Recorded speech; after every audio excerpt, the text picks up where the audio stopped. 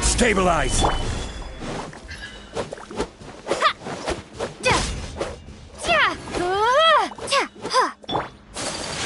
Take flight!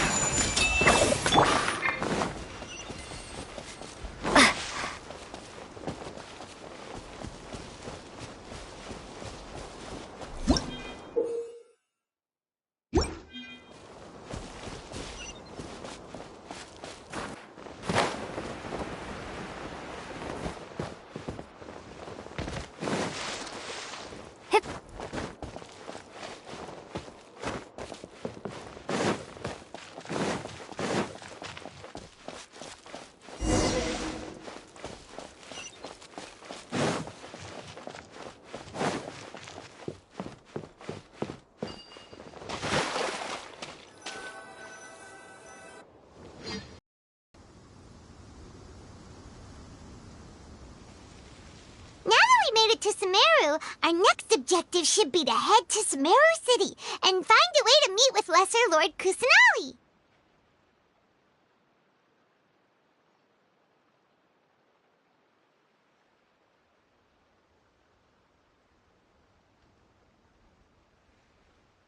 And speaking of Lesser Lord Kusanali, even though we haven't heard too much about her, she doesn't seem to be the same deity who abducted your brother.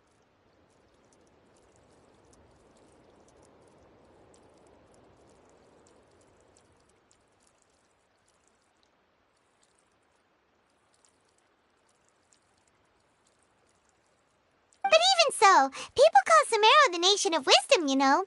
If we can get a chance to meet the God of Wisdom, maybe she can give us some useful information.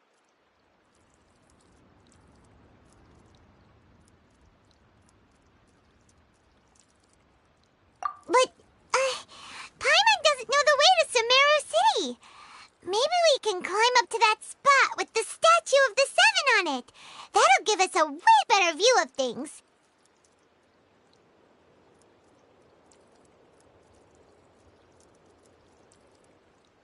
Even if we can't see exactly where the city is, at least we'll be able to check for some smaller settlements nearby.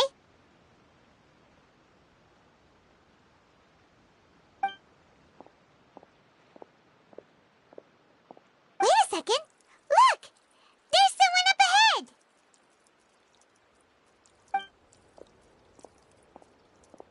Perfect timing! Now we can just ask for directions rather than wander around like lost adventurers. Hey there! We're not from around here and seem to have gotten a little lost. We'd like to ask for some directions. Huh? Did they not hear Paimon? Hey! You over there! Could you give us some directions? Huh?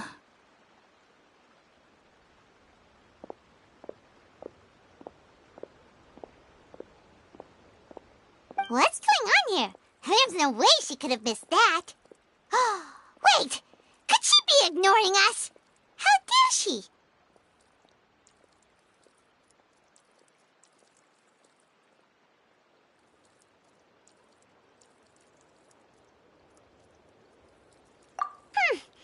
Well, even so, she might be heading someplace where we could find other people to ask. Let's keep our distance and follow her. When we get the chance, we'll just ask someone else for directions.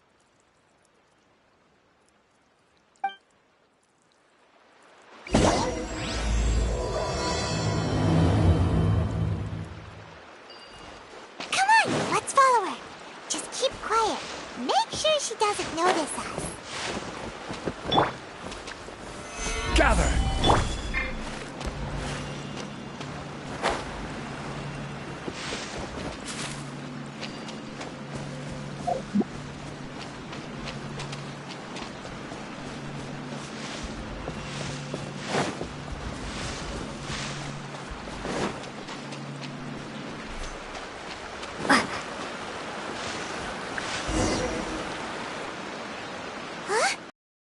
Walked near that small waterfall and then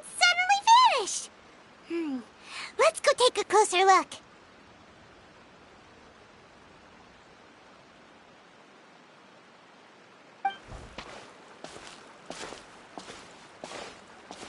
Paimon thought this cave would lead to a village or something, but, it looks like that's not the case.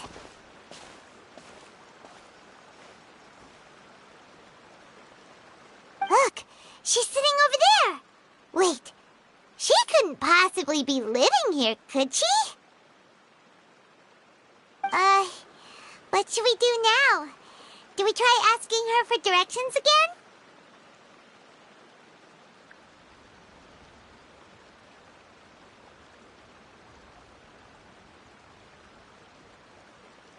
Alright then.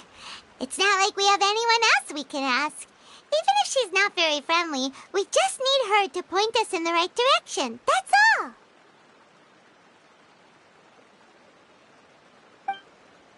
Oh. What a lovely smell. It's coming from that sensor over there. This is definitely not your typical place to call home, but at least it smells nice. Maybe living here wouldn't be too bad after all.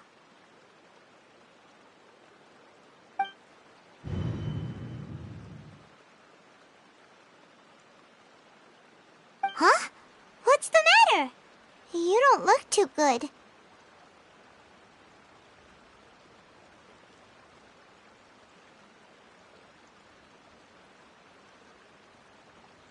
What?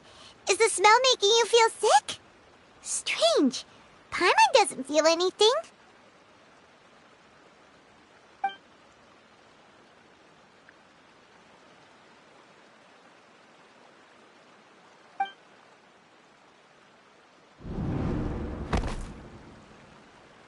What's happening? Traveler? This is no time for a nap. Oh, come on, wake up.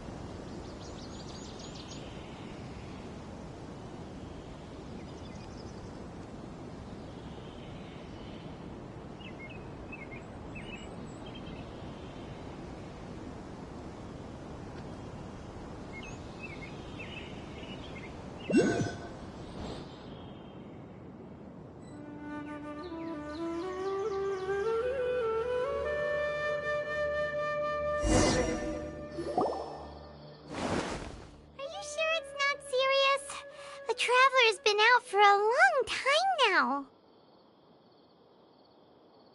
Yes, you can relax. Believe me, Master is extremely knowledgeable. If he says that she's going to be alright, then there's absolutely nothing to worry about.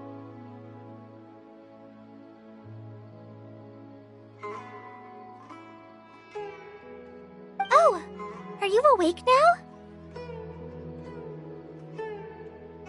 Oh, thank goodness! Traveler, you're finally awake!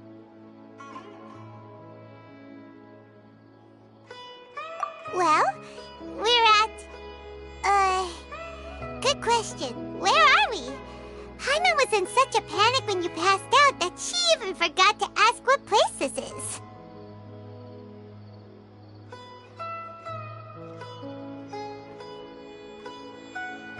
This is Gandharvaville. It was originally built by scholars from Sumeru as a place to rest in the rainforest. Now it's mainly used by the forest rangers as a base of operations.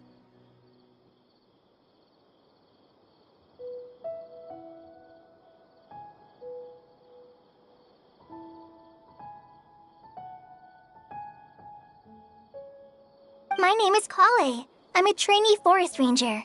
My master and I found you passed out during our patrol, so we brought you here.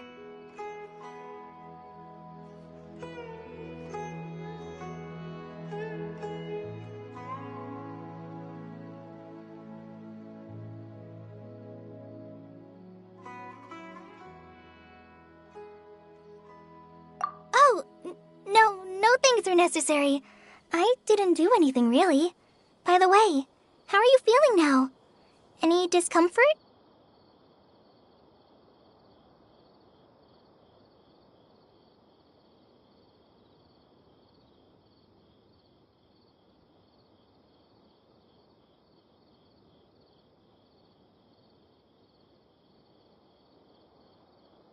Oh, that's Master's herbal medicine you're tasting. He gave you some while you were unconscious.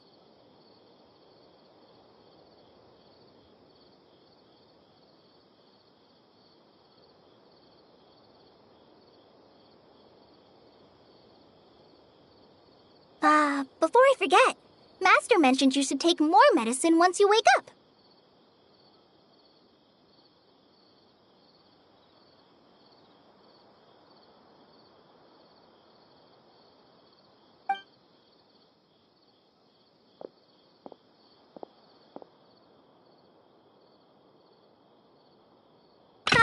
Whoops!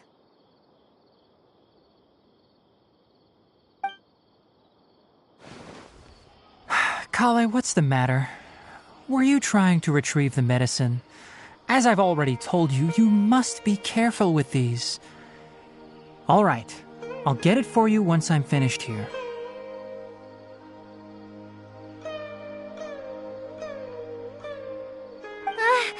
Sorry, Master.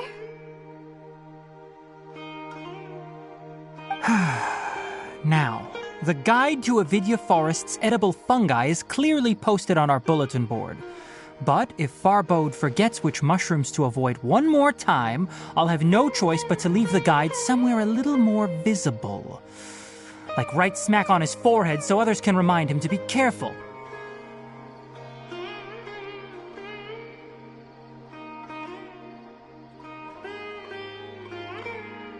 Right? This is the second time he's come down this month. I'll be sure to give him a good talking to.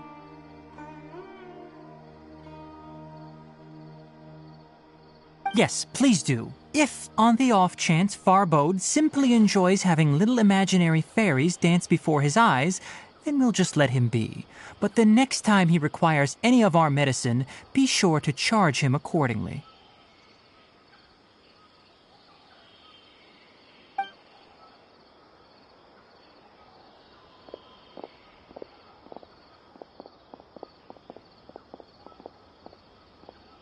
So, how are you doing? Feeling better?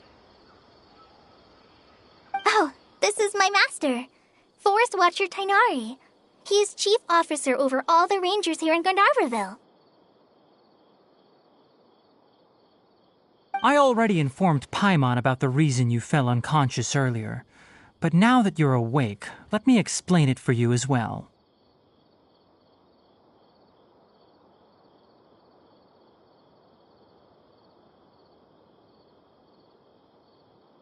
It is common practice for Sumeru scholars of certain darshans to dedicate themselves to training and meditation in isolated areas, particularly the nearby forests.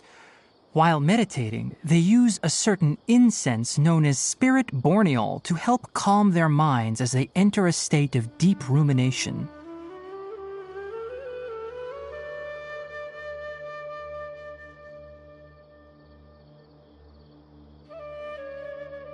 In hopes of asking directions, you two followed a scholar named Hypatia into her cave.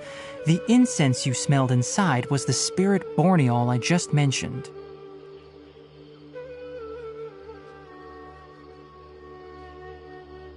That incense typically has no effect on most people, but for a very select few, it can have profound effects on one's cognition, as you experienced firsthand. Does that make sense?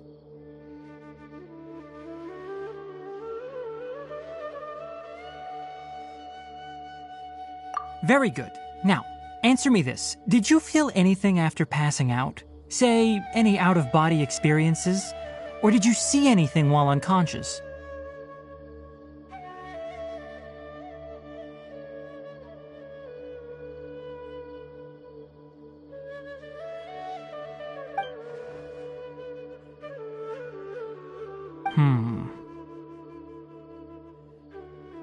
Kale, let the others know to stop bringing their patrol logs here for now.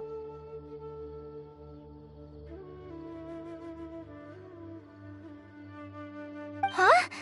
Why? Because these two will be staying here for the next few days. They can have my room and I'll bunk with Amir. Now get a move on and be sure to do as I've said.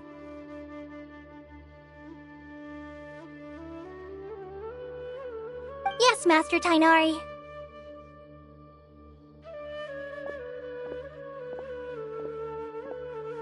Wait, hold on a second. Can you tell us what's going on? Sure, let me fill you in. I originally planned to send you on your way once you finished your medicine. However, it appears now that you should stay a while longer in Gandharvaville for further observation while you recuperate.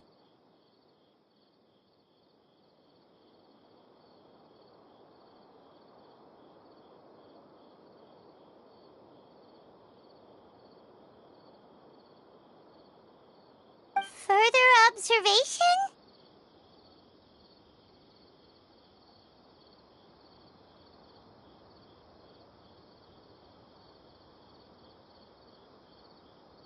No need to be hasty. As long as you have the capacity to judge between right and wrong, I promise that you'll understand the gravity of the situation once I explain everything to you.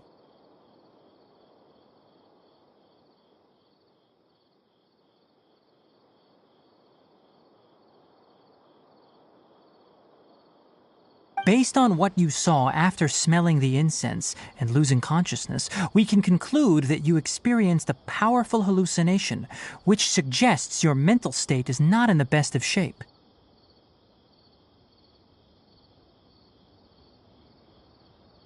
If you're skeptical, have a whiff of this.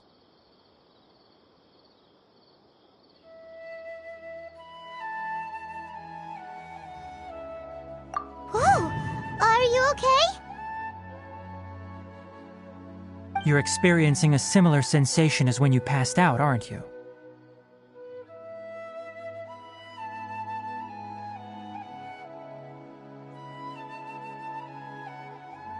So even though your condition is stable as of now, if I were to haphazardly let you leave, it's highly likely that you'd suddenly pass out again somewhere else.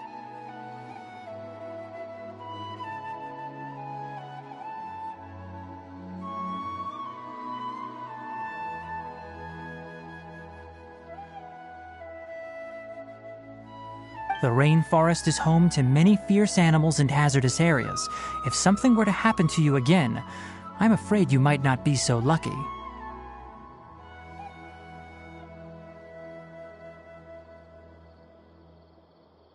For now, I suggest you continue taking your medicine each day and avoid wandering off on your own. At least until you stop having adverse reactions to this kind of smell, okay?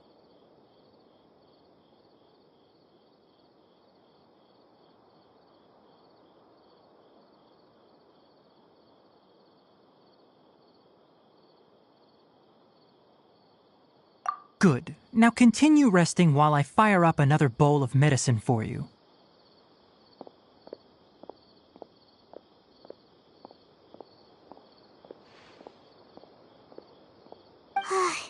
Seriously?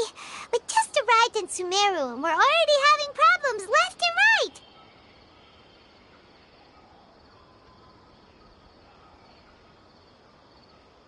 Paimon knows we're set on meeting Lesser Lord Kusanali as soon as possible, but you really don't look too good.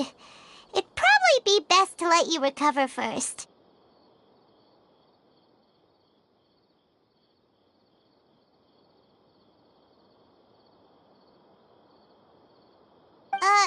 Hey!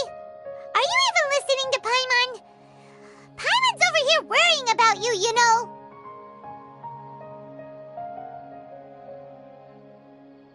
What's weird? You mean how you're feeling?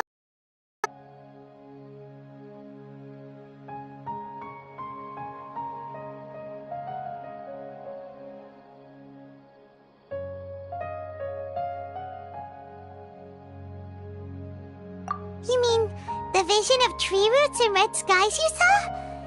But if those weren't hallucinations, what could they be?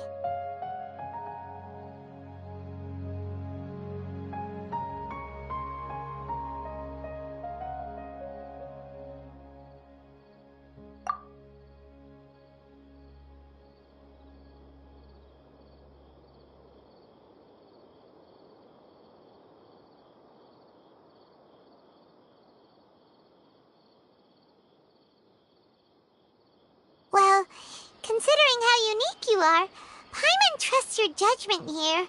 But why didn't you say anything about it to Tainari?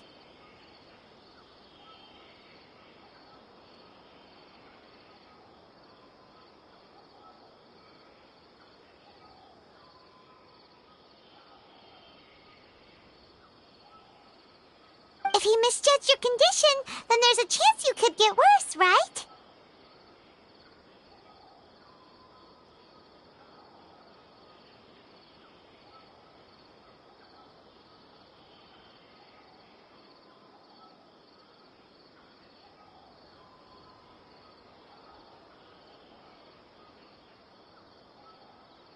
Huh? You mean that Tainari already knows that what you saw weren't hallucinations? But if that's the case, why would he try to hide that from us?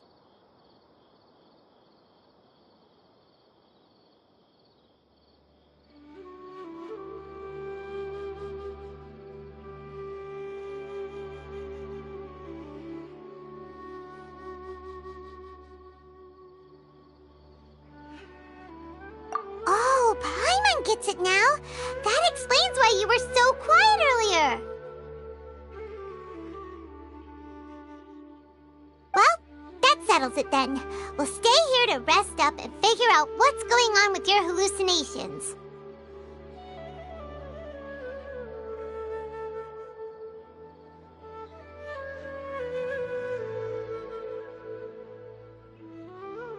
But it seems like asking Tainari might not be an option anymore. What do you think we should do?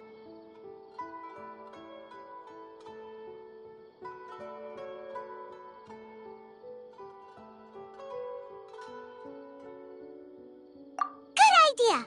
Kale's pretty friendly. We can ask her tomorrow about what she knows regarding the Dendro Archon and customs in Sumeru.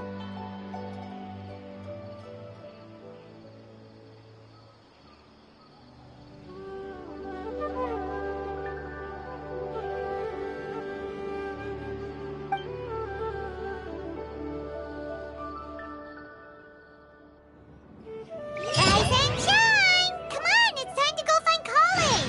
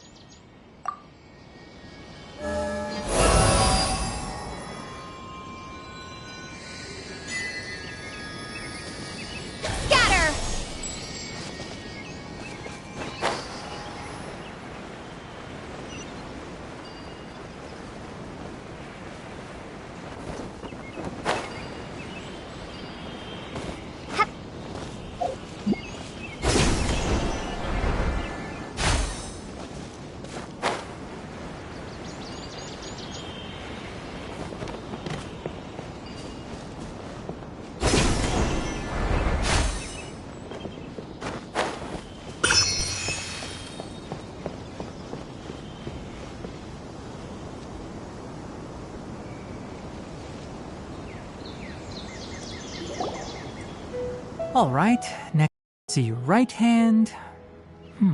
Yes, not bad.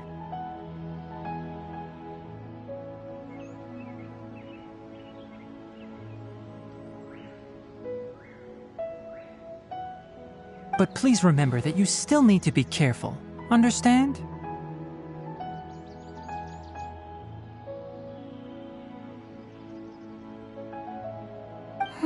Yes, I will. By the way, Master, I still haven't received the patrol route for today.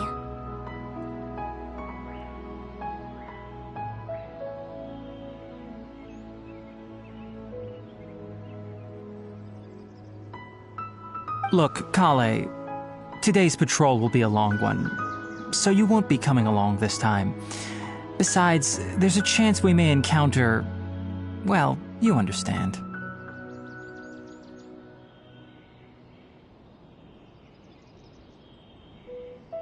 But I have a vision too! Am I useless to everyone now?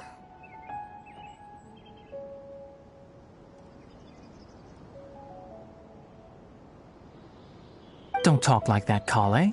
This is not something you need to be worrying about right now.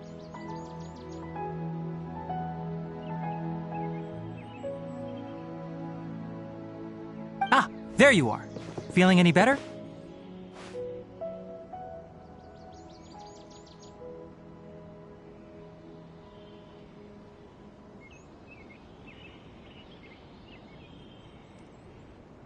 Yeah, since we'll be staying here for now, we thought we might as well try lending a hand around here.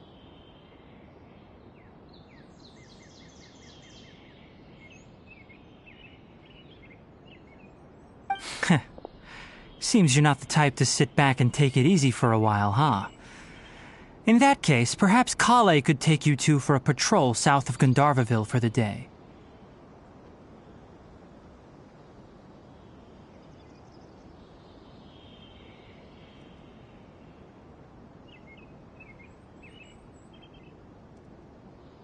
And if you're feeling up to it, you can be responsible for cleaning the Statue of the Seven.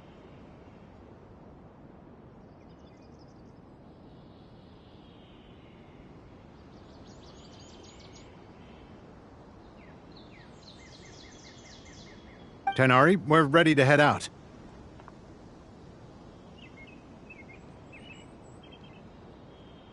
Roger, I'll be right there.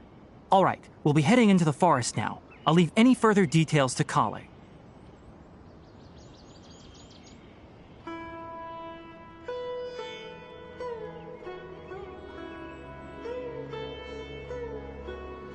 Yes, you can count on me.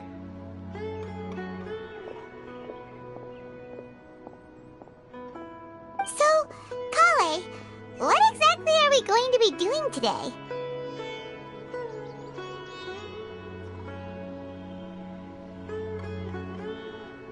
Tainari mentioned cleaning the statue just now, but, that doesn't really sound like the job for a ranger.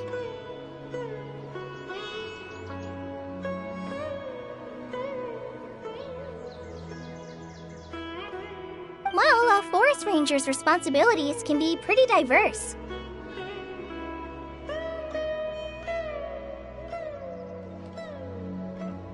They handle a variety of tasks, like checking the condition of outlying roads, maintaining forest facilities, ensuring fire prevention standards are met, and providing assistance to travelers and locals.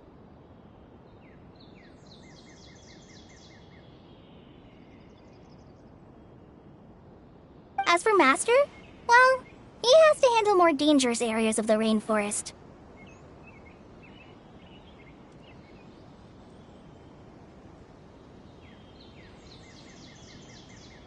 Today we can perform routine checks on the pathway lamps as we make our way to the Statue of the Seven.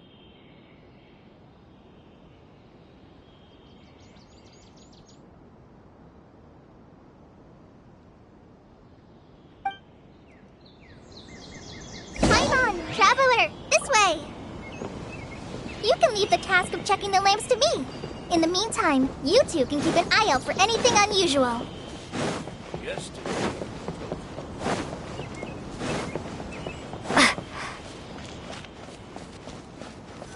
Nothing wrong with these two lamps. Let's move to the next ones.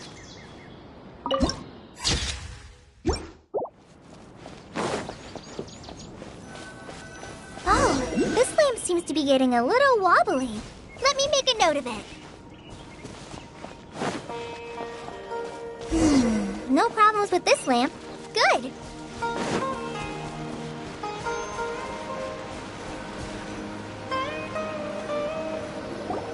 The Statue of the Seven is up on top of that large rock formation. You must have seen it when you came down this road before.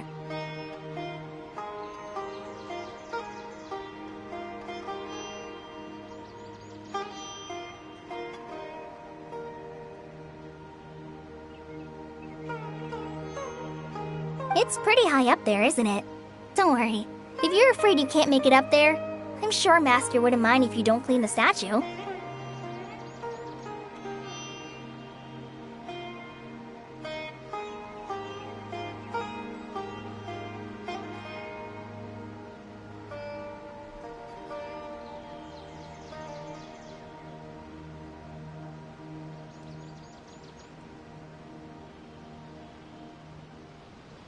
Oh? I guess I'll leave it up to you then. There's not much footing once you reach the statue, so be careful up there.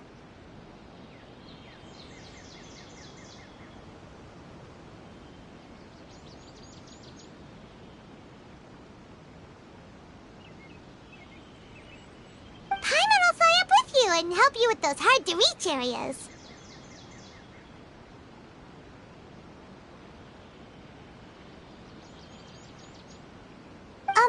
By the way, Kale, do you know anything about the Dendro Archon? You know, what's she like?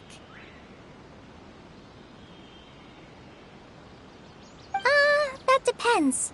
Are you referring to Greater Lord Rukudavata or Lesser Lord Kusanali? Huh? Greater Lord Rukudavata? Oh, is that the name of the former Dendro Archon? Uh-huh. Greater Lord Rukudavata was Sumeru's first Dendro Archon. She created the rainforest as well as the wall of Samiel around the desert. Her works provided a means of peaceful living for everyone.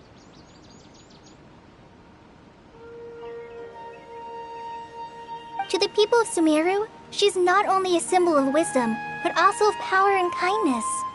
Unfortunately, She disappeared in a great calamity that occurred a few hundred years ago.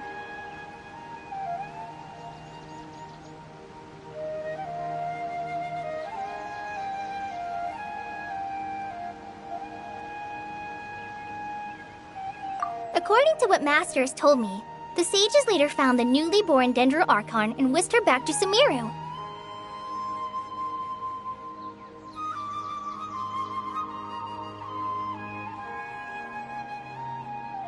To celebrate the reinstatement of their lost deity, the sages dubbed her Lesser Lord Kusanali and let her reside in the sanctuary of Sarastana.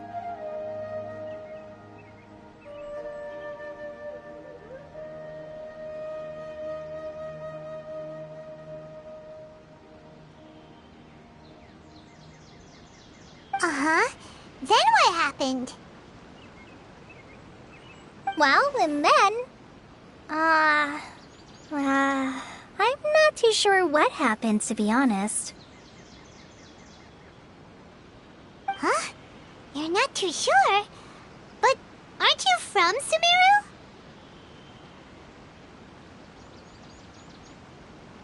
Yeah, I'm from Sumeru. But... Maybe it's difficult to discuss this topic with strangers. If that's the case, then don't worry, we understand.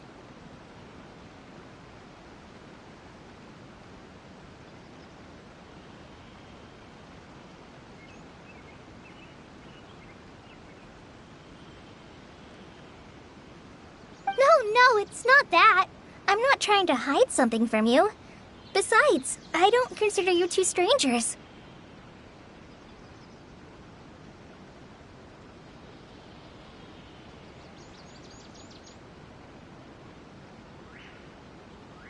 Anyway, you two know Amber, right?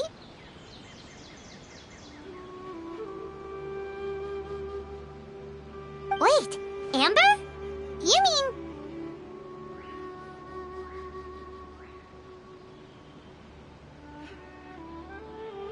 Yes, that's her. I once lived in Mondstadt for a while, and she helped me a lot during that time. You could even say that she helped me become a new person.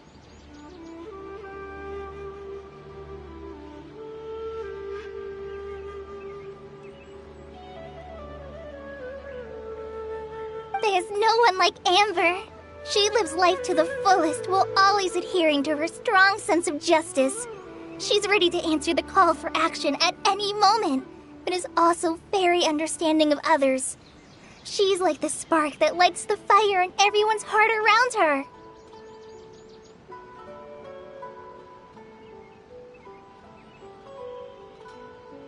If you ask me, she's a prime example of a true outrider. She's the first person anyone coming to Mondstadt will meet. You can't help but be enthralled by her charm and enthusiasm, causing you to fall in love with the lands of Mondstadt and...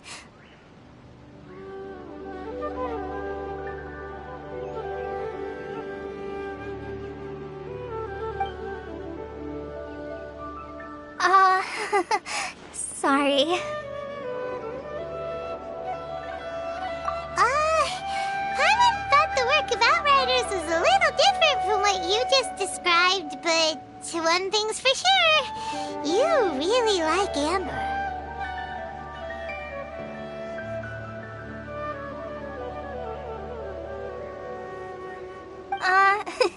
Sorry. I was rambling on just now. It must have sounded kind of weird. It's alright, Kale. Knowing that you're a friend of Amber somehow makes Paimon suddenly feel a lot closer to you.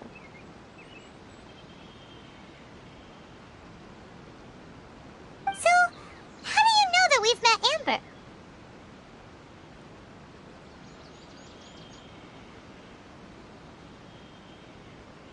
Well, after I returned to Sumeru, Amber and I have stayed in touch by writing each other letters.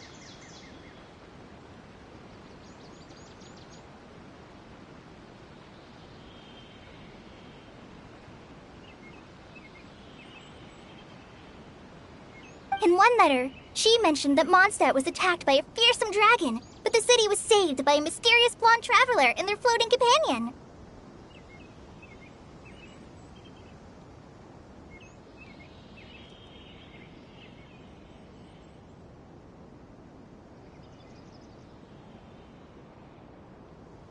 knew you two were the ones she mentioned in the letter the moment I saw you. But, considering everything you've been through that day, I thought it'd be inappropriate to bring it up.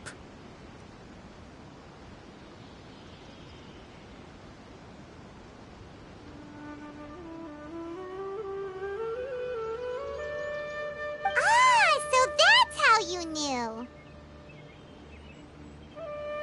Yep, so please know that you two have my complete trust. Really. I wish I could tell you more about the Ginger Archon, but I have been away from Sumeru for some time, and I haven't read any books. Sorry.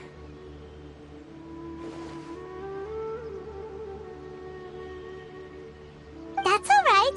You've already helped us a lot. We had never even heard of Greater Lord Rukkhadevata or the Sanctuary of Surasthana until you mentioned them.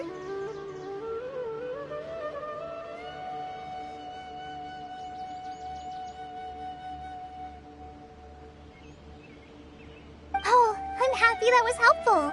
There is one thing I want to ask, though. Why do you two want to know about the Ginger Archon?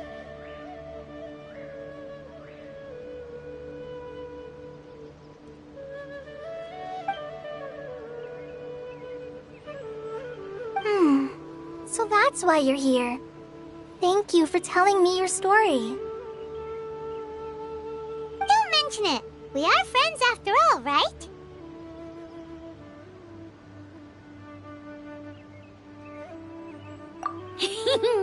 Alright, we have a statue to clean. You both have my thanks. While you two are up there cleaning, I'll go ahead and inspect the forest canopy. Let's meet back here shortly.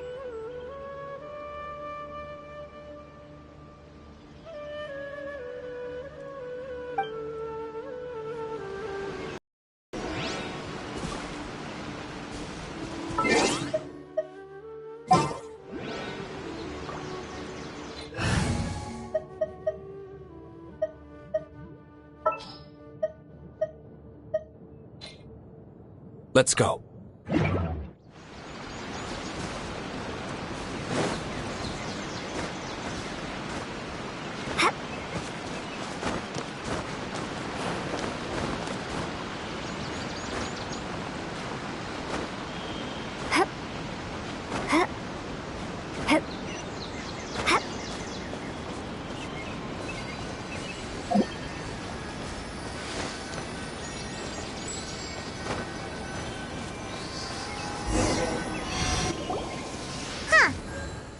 Looks at it, the deity that's carved on the statue is kinda small.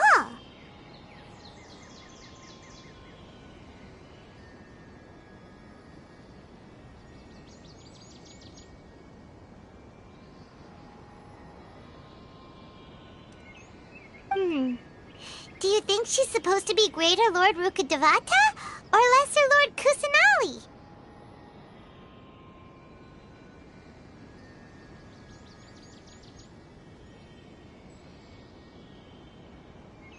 The name does seem to fit the statue somehow. Well,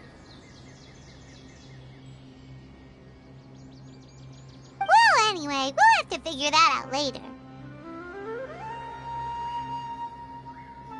Let's get started on cleaning the statue. Paimon will fly up and take care of the top, and you clean everything below.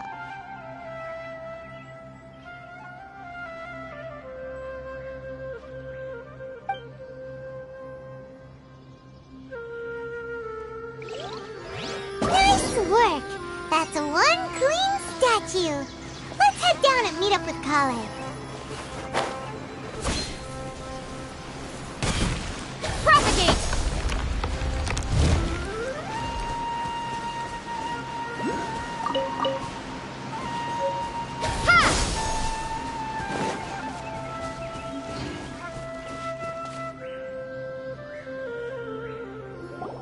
Kale, we're back!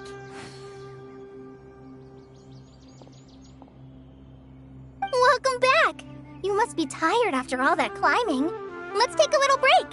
I brought some fruit and water for us.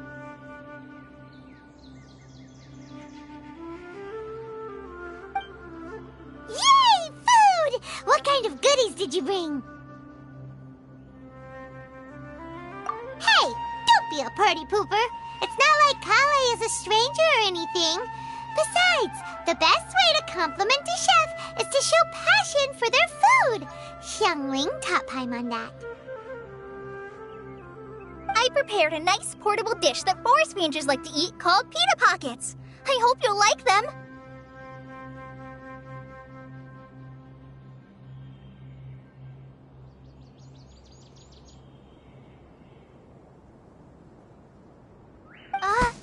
Whoops! Ah, no! You dropped it on the ground!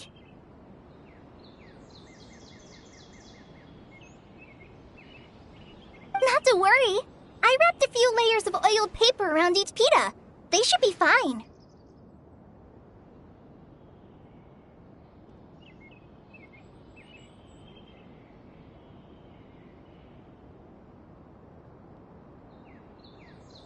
Oh, whew. Paimon nearly had a heart attack there.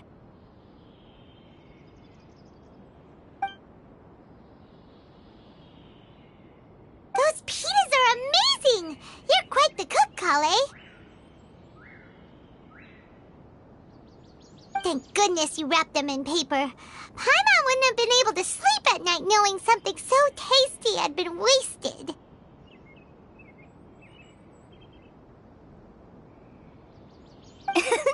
You really know how to compliment the chef, Paimon.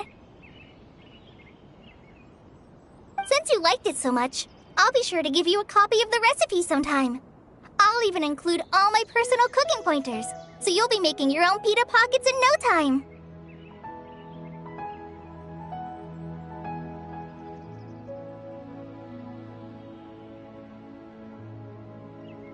Yay! Thanks, Kale! It's hard to believe someone as diligent as you could have clumsy moments, too.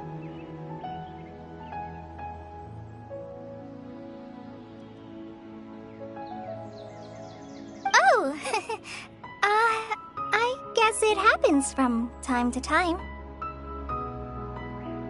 So, Kale, don't you think that Tighnari's a little too strict with you? He won't let you touch anything without his permission.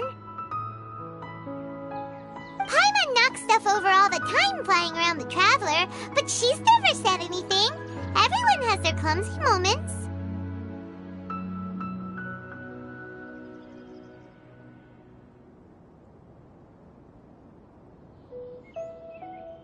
No, you've got the wrong idea about Master. Sure, he may seem a bit harsh at first, but with some time, you'll see that he's actually very kind-hearted. I've heard the veteran rangers say that Master is from some ancient and mysterious race that is known for their cunning wit and reclusive nature.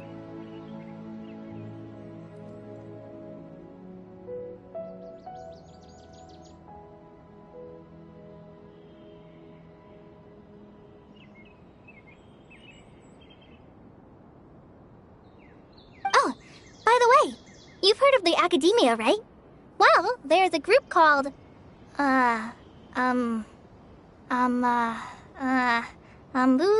something?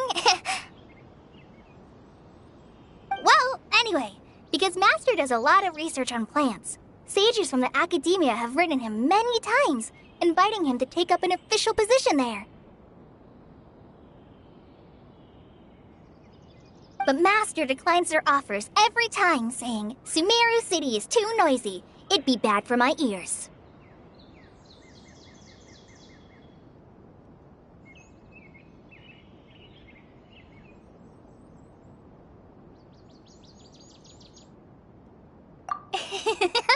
I know, right? I've always wanted to pet them, too.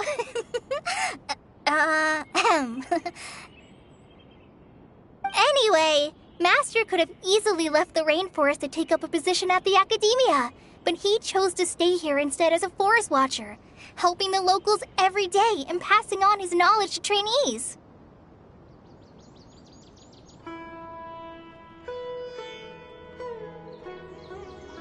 In fact, Master's the one who taught me how to make pita pockets.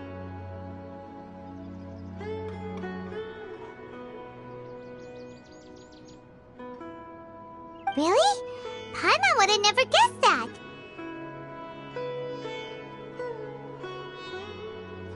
Oh, speaking of Tighnari, he was the one who took care of you after finding you passed out yesterday. He even carried you all the way here.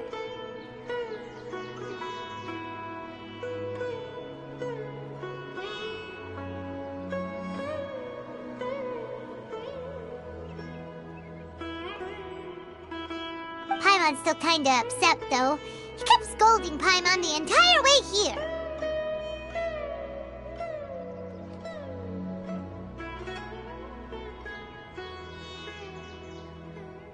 Oh no, I'm sorry. Master might have been overreacting a little. But, it's mostly because Paimon wouldn't stop yelling, "Why, oh why? Is she going to die?" It probably started to get under Master's skin after a while.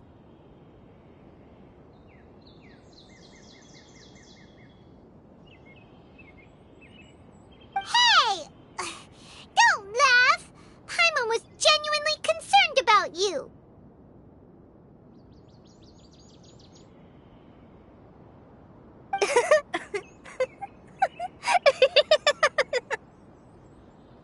Hey! Now even Kale's starting to laugh. Ugh, that's it! Paimon won't forget this! It's time for some Paimonial wrath!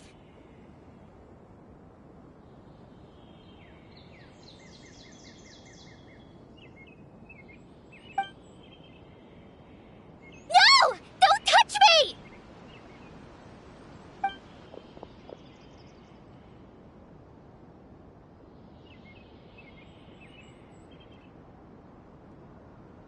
Oh, sorry, Kale. Paimon didn't mean to scare you.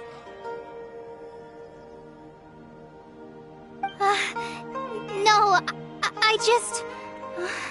I didn't mean that. Kale, are you okay? What's the matter? No, I'm... I'm fine. I'm sorry. I must have startled you both reacting like that.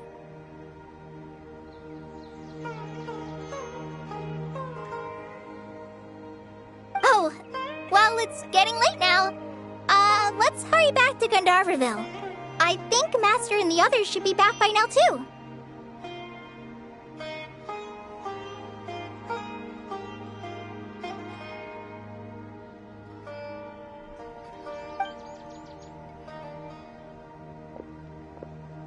Huh? What was up with Kale just now? And why is she in such a hurry all of a sudden? Look, she's practically running back. Paimon can't even see her now.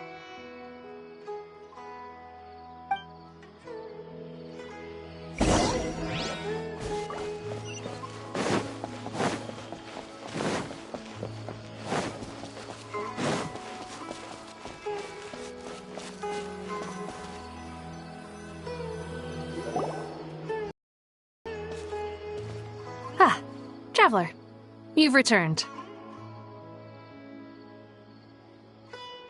Yep, we're back. Have you seen Kale by any chance? Oh, Kale? Yes, I saw her go into her room just a moment ago. Oh, okay. Guess we'll just have to wait and talk to her tomorrow then.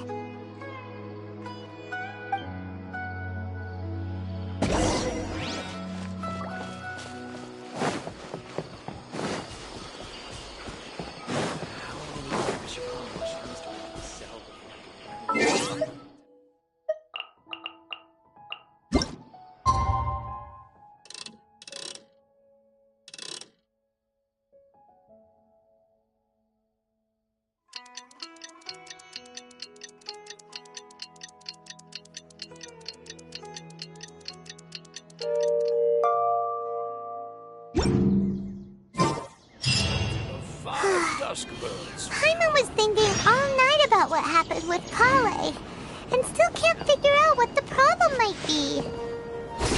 Maybe she's in a better mood now. Let's go check on her.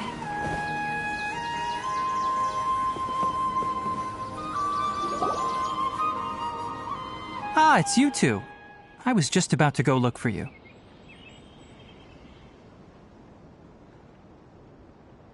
Huh? Tighnari? What are you doing here? Where's Kale?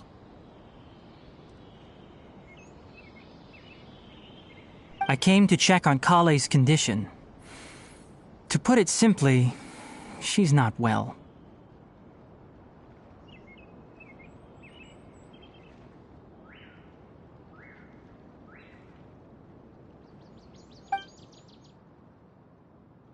You mean she's sick?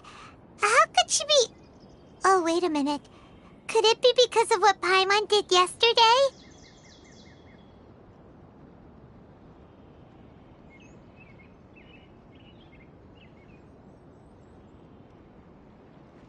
No need to worry. Something as small as you could never harm her. This sickness is something that Kale has been dealing with for some time. Kale has been more excited than usual since you two arrived. A little too much so, to be honest. She hasn't remembered to take care of herself.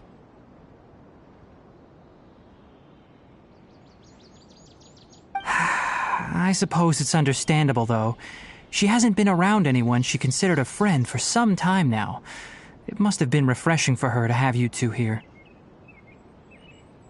So, Tighnari, what's really wrong with Kale?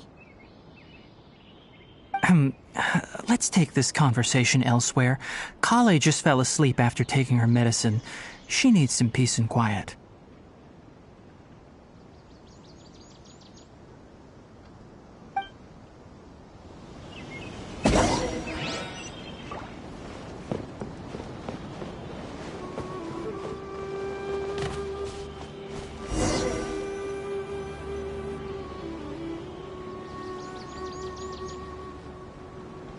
All right, let's continue our conversation here, shall we?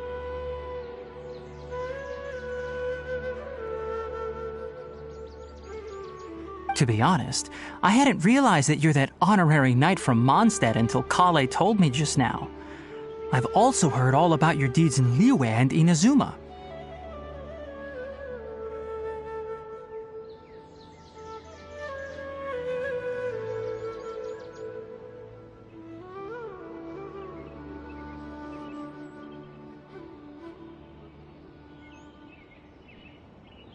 So, just to clarify, what I'm about to tell you about Kale is not because of who you are or your past feats. Instead, I am going to tell you because...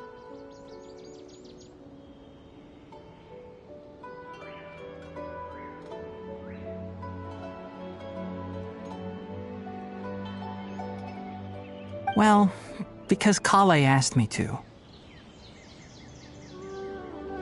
And honestly speaking, I was against Kale revealing her past to you.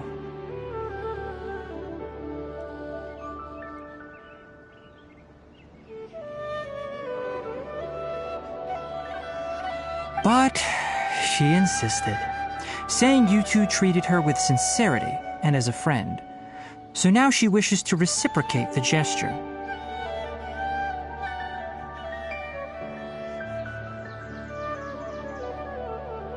So, Tighnari, what exactly is wrong with Kale? You said this is something she's been dealing with for some time. Just how serious is it?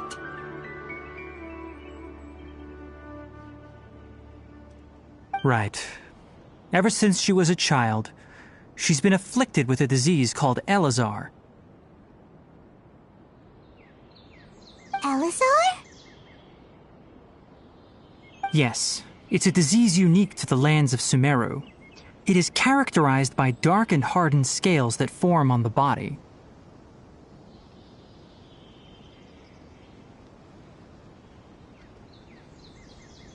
At first, the afflicted may only feel mild numbness on the affected area of the skin. However, as the disease progresses, one may begin feeling fatigued and even experience peripheral paresthesia.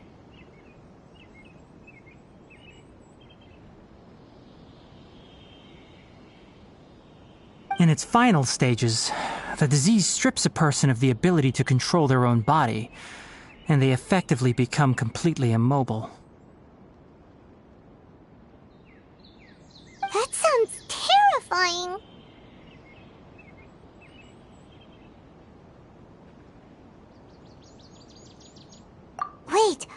Hold on.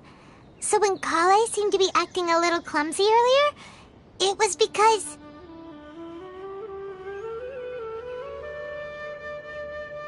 Correct. That would be the effects of Elazar, which is precisely why I do not want her carrying or holding anything, lest she ends up hurting herself.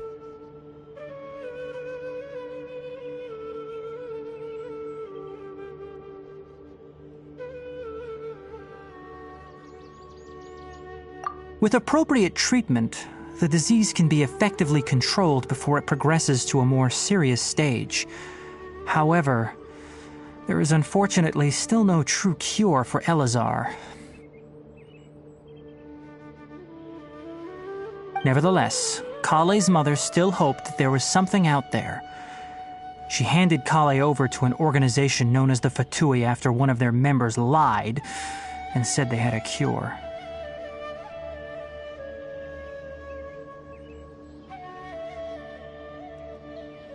What? The Fatui? Ah, it appears you are already familiar with them. That'll save me some explanation.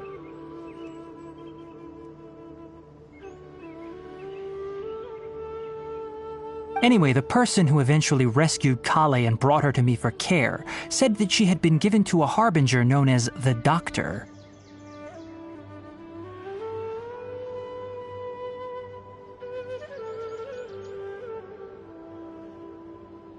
I have no idea how this doctor managed to do it, but her case of Elazar was completely stable for all the years that Kale was with them.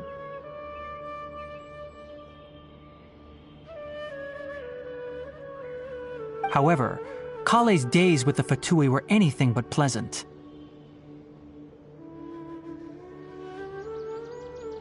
Kale is a resilient individual and always tries to appear cheerful.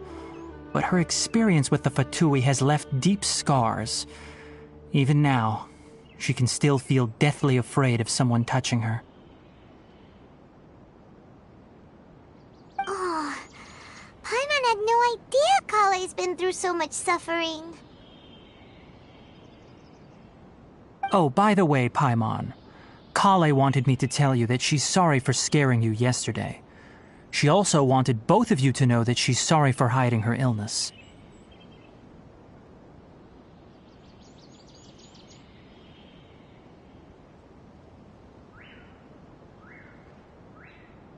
She doesn't need to apologize. None of this is her fault at all. Well said. I hope you'll get a chance to tell her that in person the next time you see her.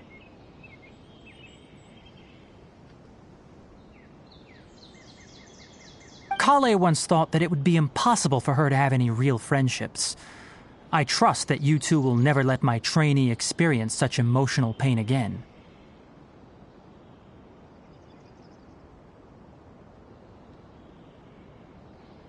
Don't worry, Tainari. We'll take good care of her.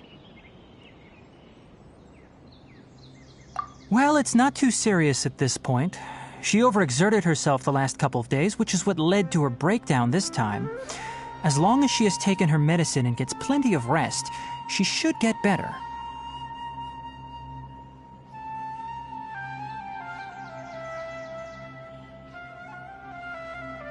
Though, I must admit that Kale's condition was much more stable when she first arrived here in Gandharvaville.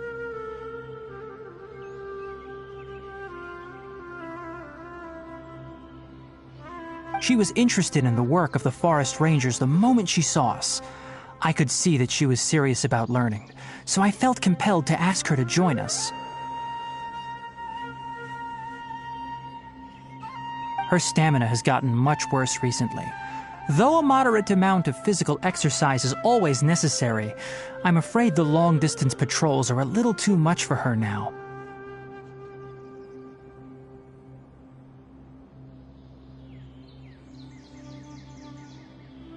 All right. Now that I've told you about Kale's past, I think I'll head into the rainforest to find some ingredients needed for her medicine. I'll see you two later.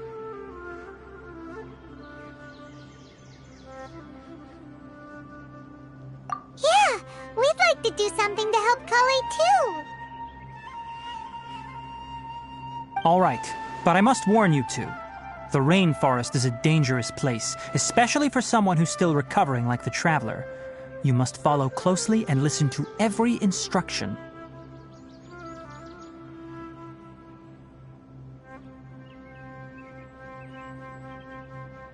No problemo! Let's go then. We'll be looking for a plant known as lunar lotus. It's often used to help those afflicted with Elazar recover their energy. Hey, Tainari? Where exactly are we going to find this plant? Lunar lotus can be found all over the rainforest, but it often grows right here around Gandharvaville. Given the name, it sounds like we should be looking for it in the water. You are correct. Lunar lotus grows in the water. When fully matured, they look like giant blue flowers floating on the water's surface. Quite an attractive species, if you ask me. The large petals are actually the plant's leaves and sepals, which surround a very small flower. You should note that many of the plants found in Sumeru have names that are contrary to their species. Take the Kalpalata, for example. The plant is not a lotus at all, but rather a vine. And then there's the Sumeru rose, which is not a rose, completely contrary to its name. Oh, huh. Okay then. Note to Paimon. Never bring up the topic of flowers with Tainari.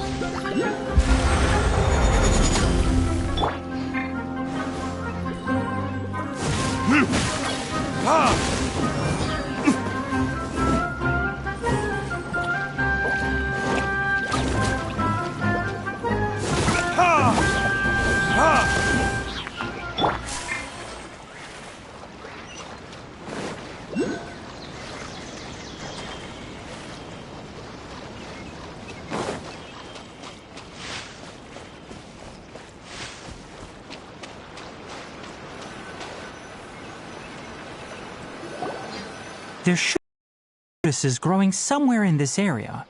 Let's split up and begin searching.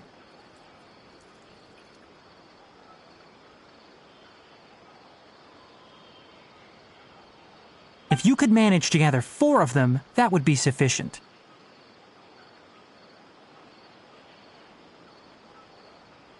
We'll rendezvous here once you've gathered the needed amount.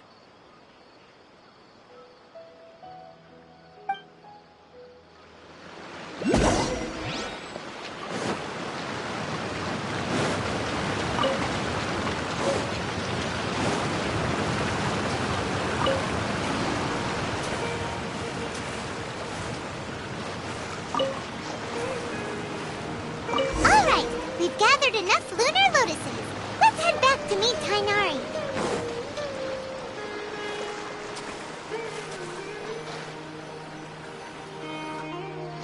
Hey Tainari, we found the lotuses you requested. Let me take a look. Good, very good. These are all excellent quality.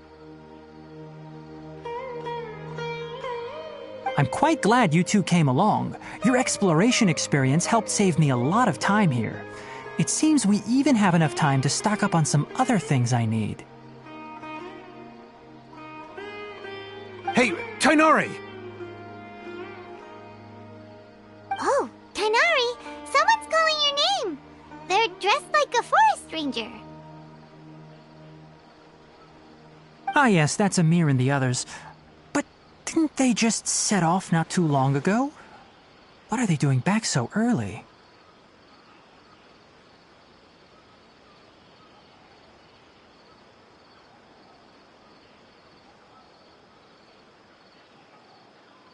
Let's go find out what's going on.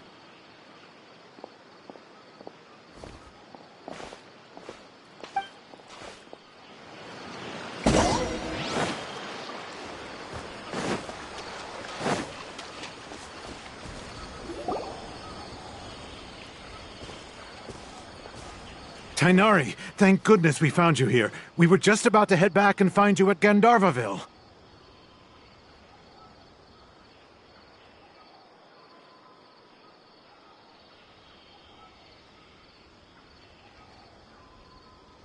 What's going on?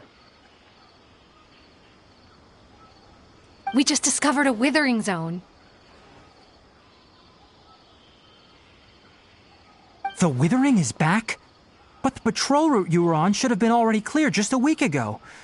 It reappeared so quickly.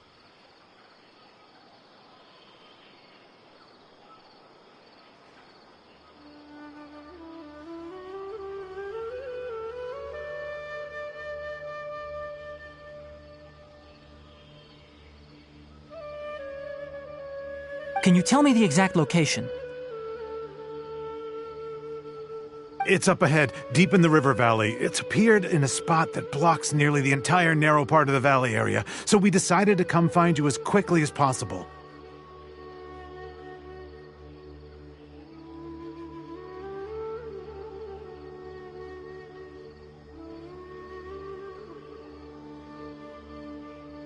And the radius of the contamination? Sorry, I couldn't get a clear enough view to tell.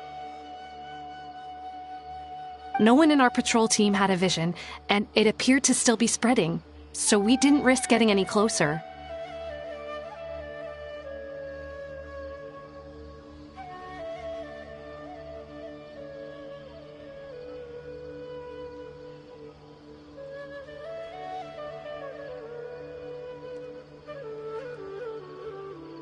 Okay, I understand. You made the right decision.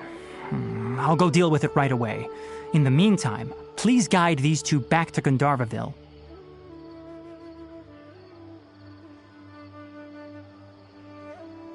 Wait, Kainari, why don't you let us help you?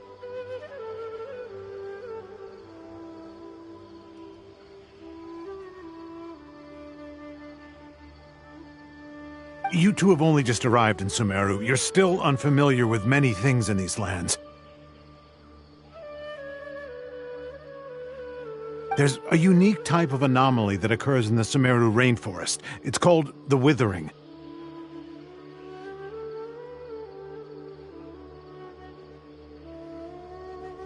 The affected areas not only cause nearby vegetation to wither, but it's also lethal to wildlife and even people. If you don't carry a vision, then you should think twice before approaching such places.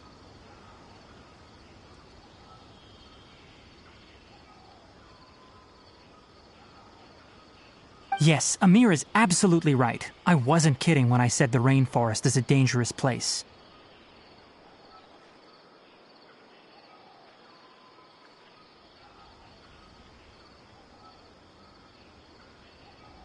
As Amir said, only someone with a vision, that is, the power to manipulate elements, will be able to resist the withering's corrosive effects for a time.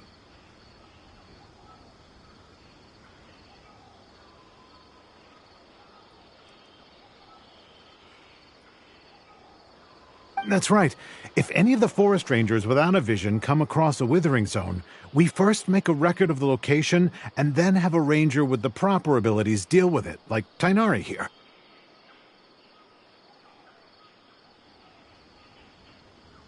Only someone with a vision can venture within a withering zone and find a way to deal with it.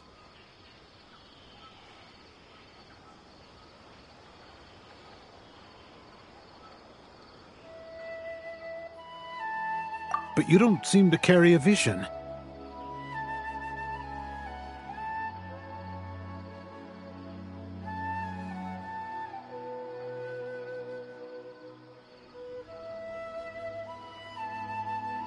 Don't worry, she may not have a vision, but she's a real pro at using the power of the elements.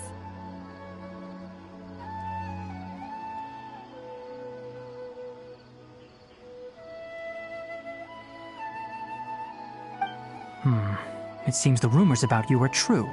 In that case, all right, you two may accompany me.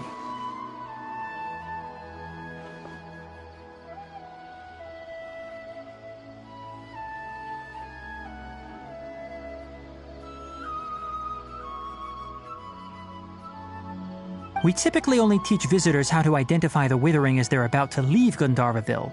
We'll make an exception today and show you what it looks like up close.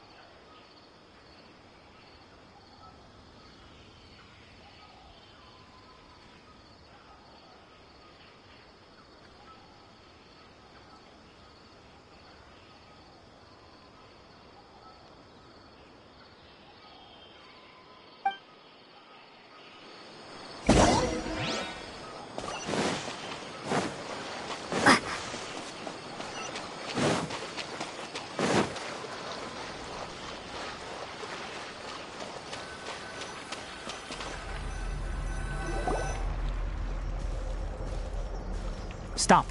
Don't move any further. Look there in the distance. Huh? Where? Oh, look! Those plants have withered! That whole area is kinda gloomy. Even the air looks like it's filled with ash.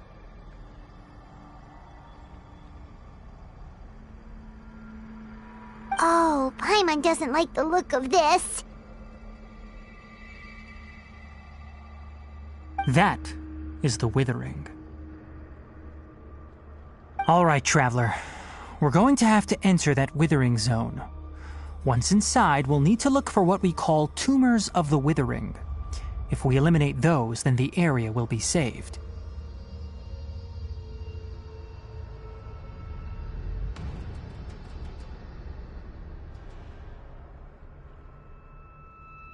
Thank you, but I must warn you.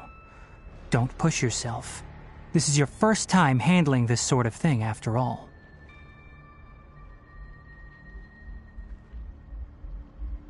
Even with elemental powers, once you step inside the withering zone, you may experience extreme discomfort. If at any point it becomes too much, return outside the zone and take a breather. It could become a matter of life and death.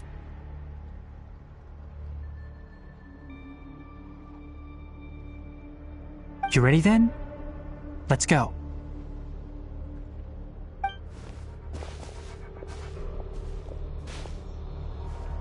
First, we must locate any branches sustaining the withering zone.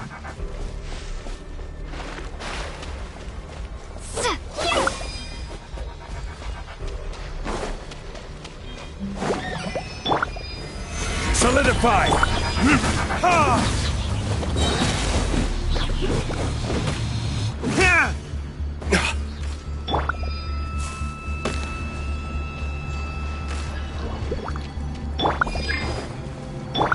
Time for retribution!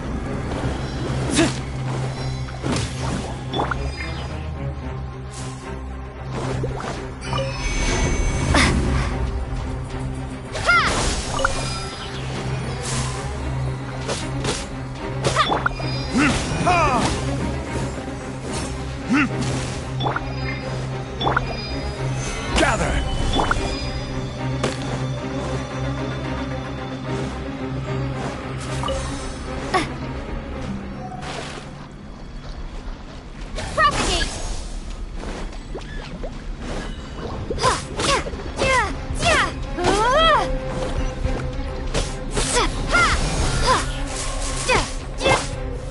Stabilize!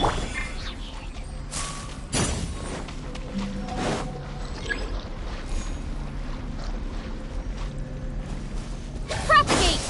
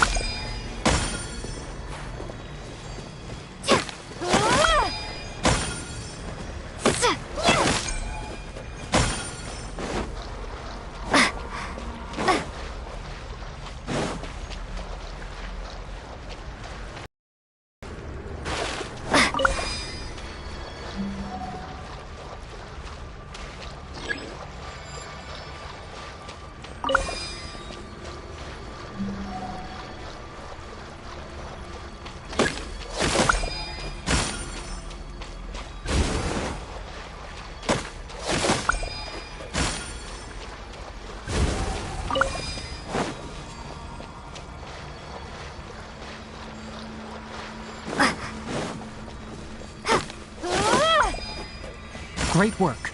Now that all the branches have been cleared, we'll need to take care of the tumor.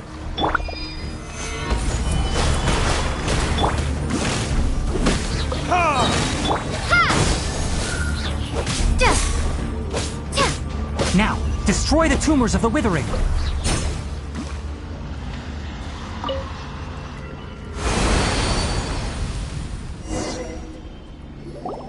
We did it! Everything's returning to normal now!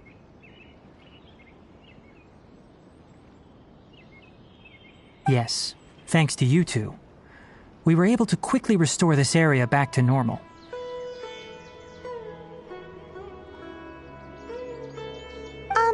Tainari? You make it sound like we did well, but why does Paimon have the feeling you're worried about something? It's that obvious, huh? Alright, it's like this.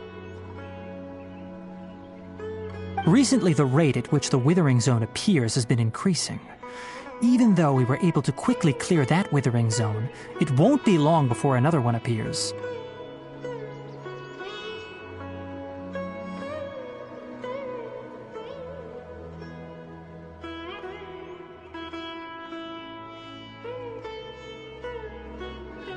If that simply meant more work for me, then that wouldn't be an issue. But it's far more severe than that. The withering is leaving lasting effects on the rainforest itself.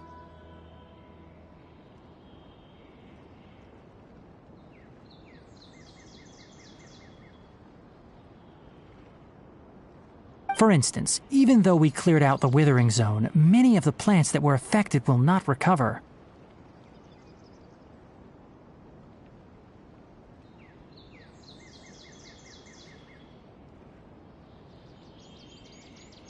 This presents a crisis for the ecosystem itself. Many plants in the rainforest are already in decline, directly impacting the wildlife that depends on those plants.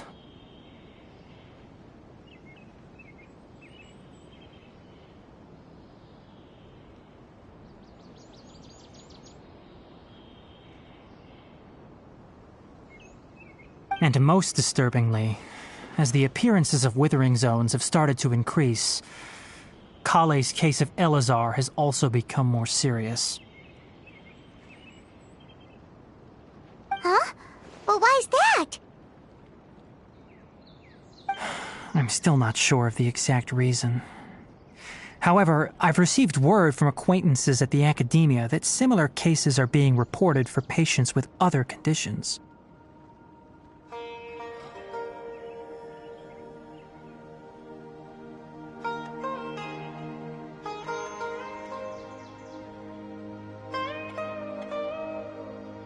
No, none that we know of. The withering has been recorded in Sumeru for millennia. It's said that it originates from the depths of the world.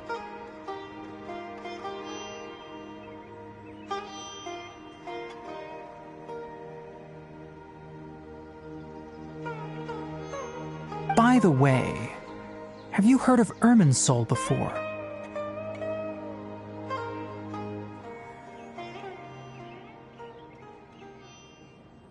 Irminsul is a tree located deep beneath the surface.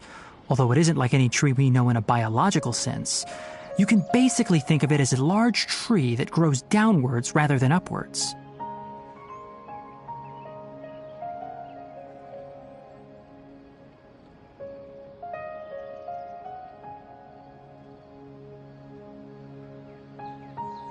I'm sure you've heard of ley lines, right?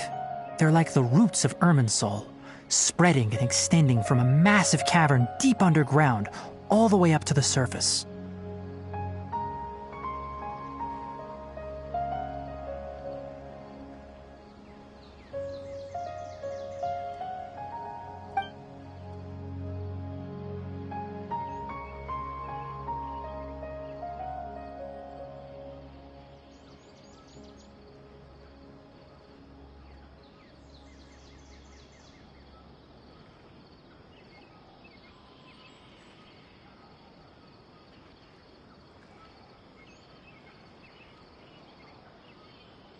Ley lines continually absorb the memories of this world, which are then funneled into Irminsul, allowing it to collect knowledge and wisdom from ancient times to present day.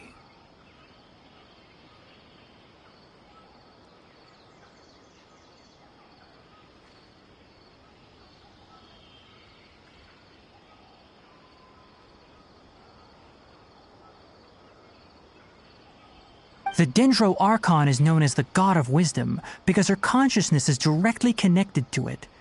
It is also said that the Dendro Archon's power is a manifestation of Irmin's soul.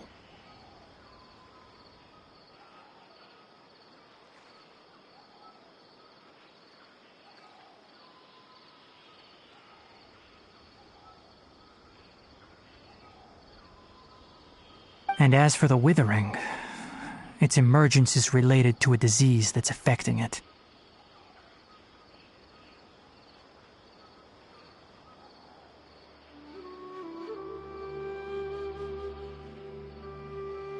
That's right. My ancestors learned of this from Greater Lord Rukkhadevata's familiars a long time ago. But even those mysterious creatures did not know of a cure for Irmin's soul.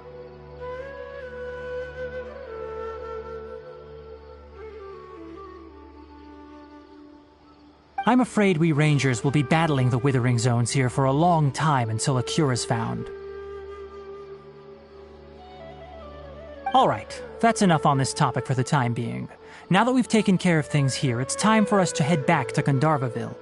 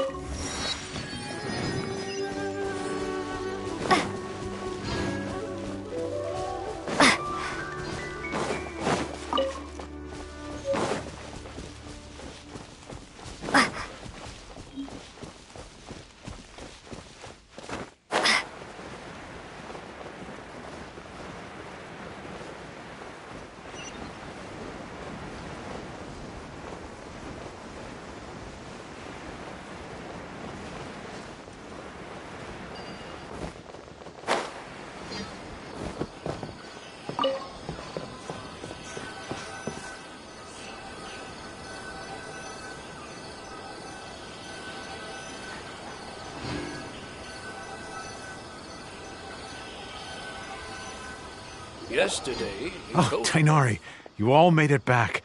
How did it go? The Withering Zone you reported has been taken care of. No need to worry. Huh. Wait, is that? Oh no, Hypatia!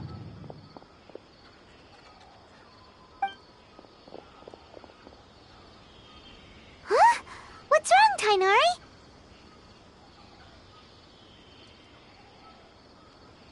This Duskbird is Hypatia's designated courier for urgent news. You do remember her, don't you? She's the scholar you and Paimon were following when you first arrived in Sumeru.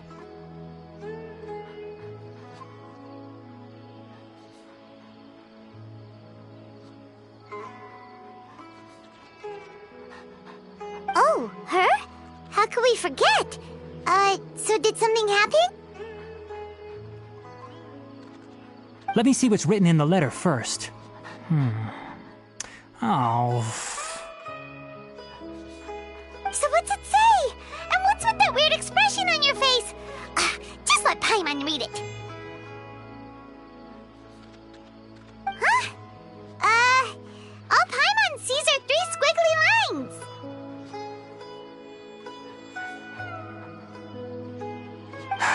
Yes, allow me to explain. After we brought you from Hypatia's cave to Gandharvaville, Hypatia resumed her meditation.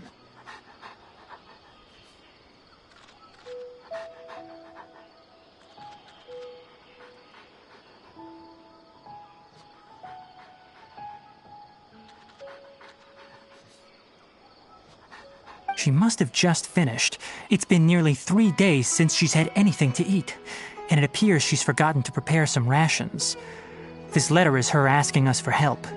We need to go.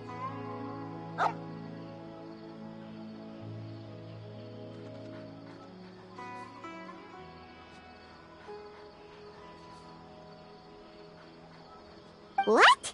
You mean she's been sitting there for 3 days? Hey, wait, how did you know all that from just a few lines on the paper?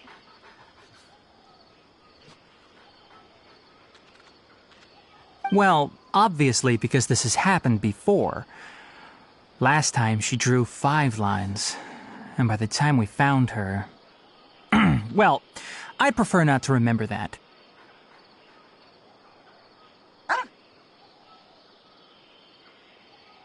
Needless to say, Hypatia's been through worse, but we should still get to her as quickly as possible.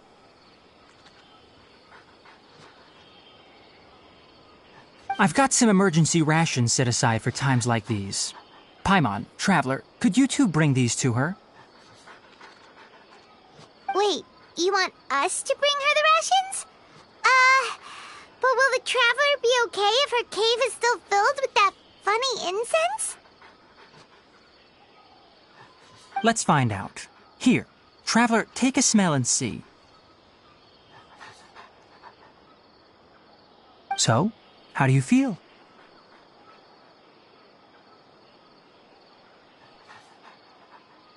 Huh? Really? You're not feeling even a little drowsy? But wait, how'd you know that she'd be okay this time, Tainari?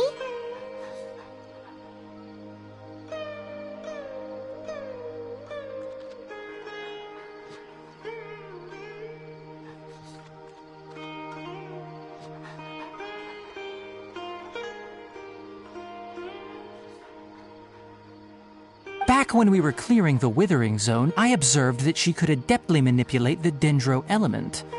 I knew then that she would be fine.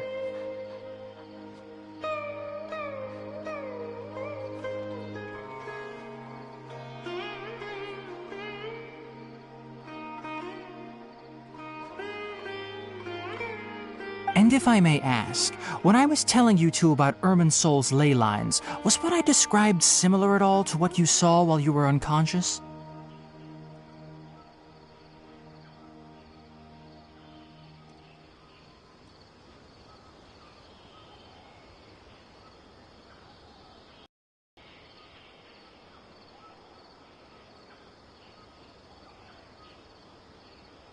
That's correct.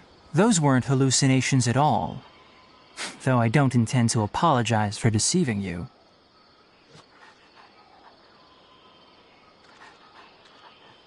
Because what you saw is of significant importance. Not just for the nation of Sumeru, but the entire world of Teyvat.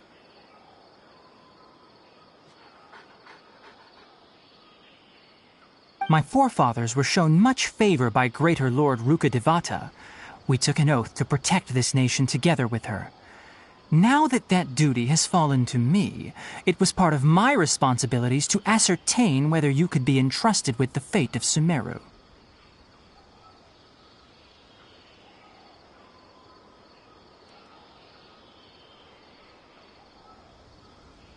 Now, after seeing you in action with my own eyes, you have earned my confidence, and I no longer feel the need to hide any secrets from you.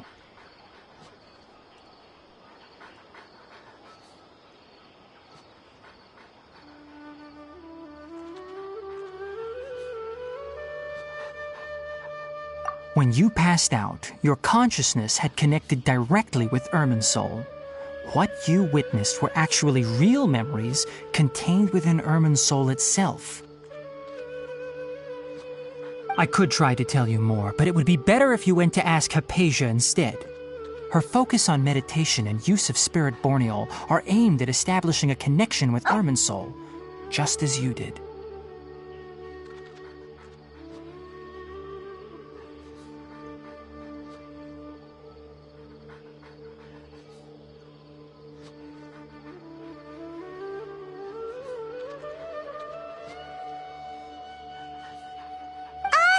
That sounds nice and all, but will she really help us?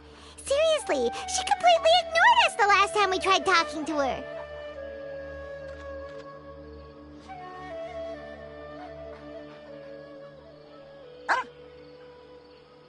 That was because when you ran into her, she was in a special phase of her training. During that time, she must avoid communicating with others.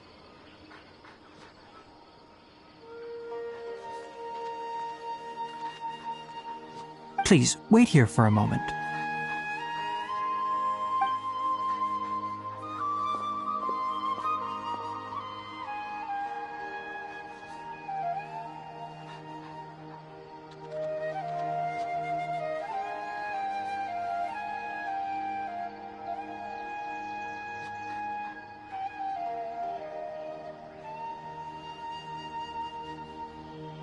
Here, take these. It's a meal I packed for Hypatia, as well as some other ingredients.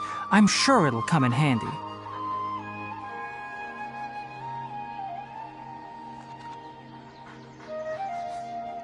Also, here's a letter that I would like you to give to her. Just show it to her and she'll answer any questions you may have.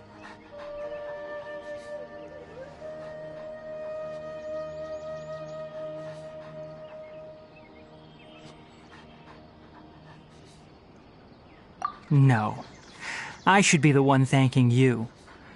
You've both been a great help these last few days.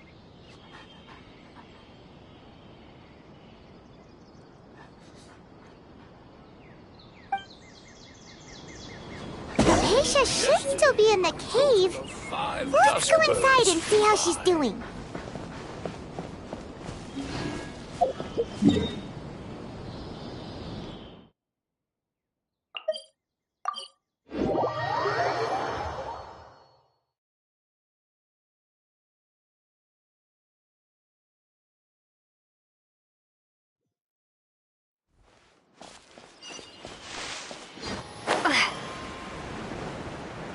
Hypatia should still be in the cave. Let's go inside and see how she's doing.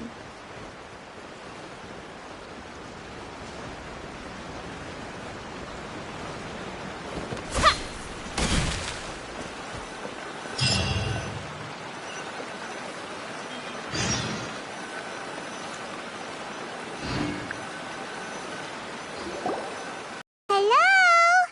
Hypatia? Hey, there's nobody here. Maybe she went out to look for some food. Let's try looking around the area.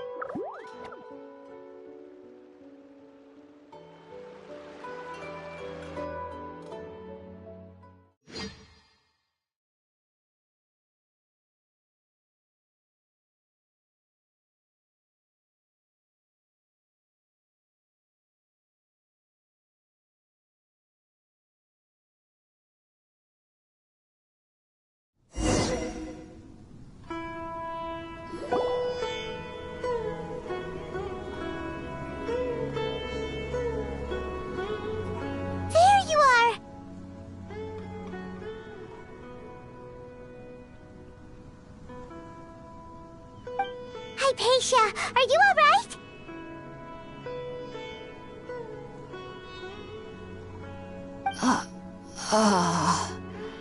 So hungry. Need water.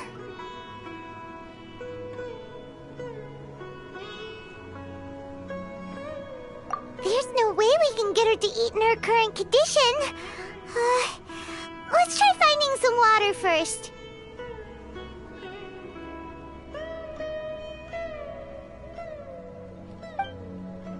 Huh? Wait. Why does it look super foggy outside all of a sudden? Anyway, let's go look around.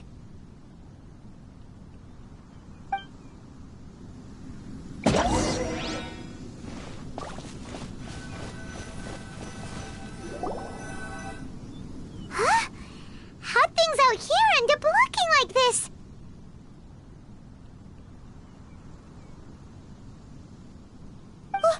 What happened?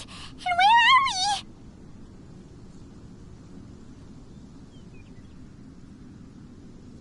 Really? Oh, maybe you're right. Let's go investigate the area.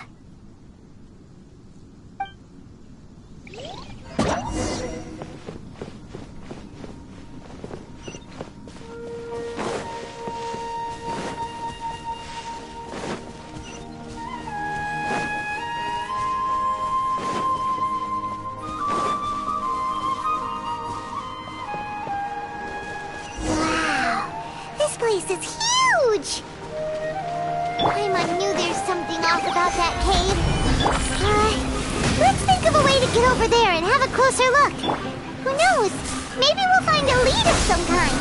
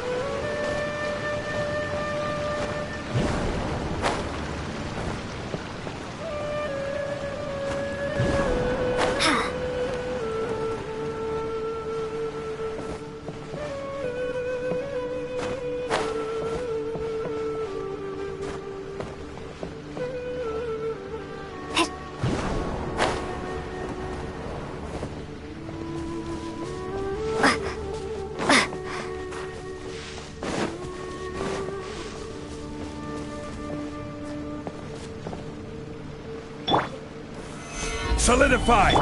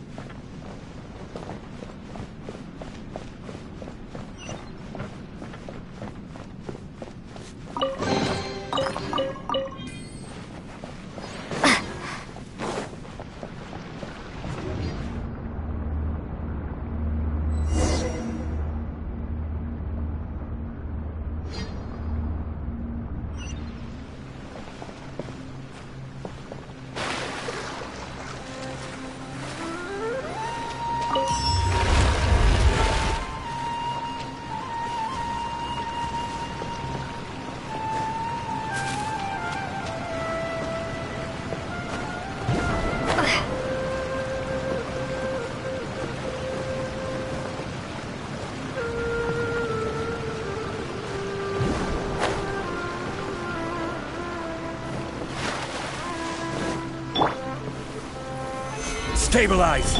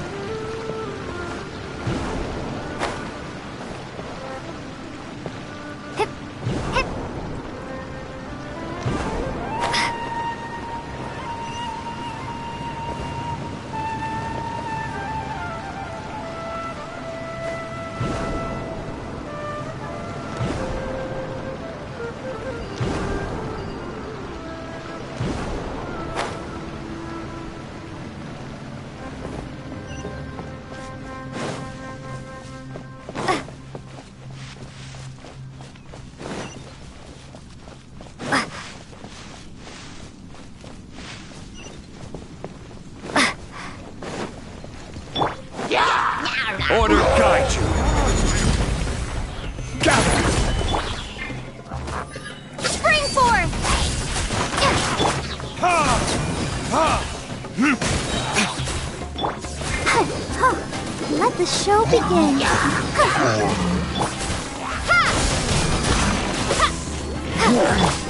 Time for retribution!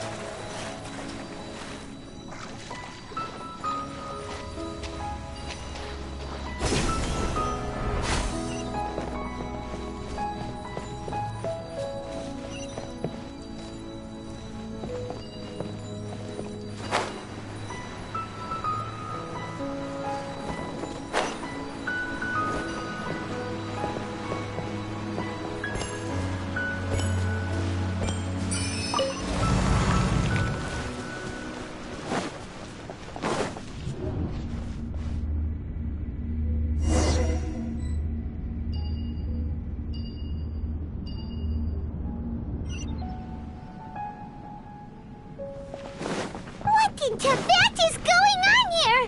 This place is getting weirder by the minute.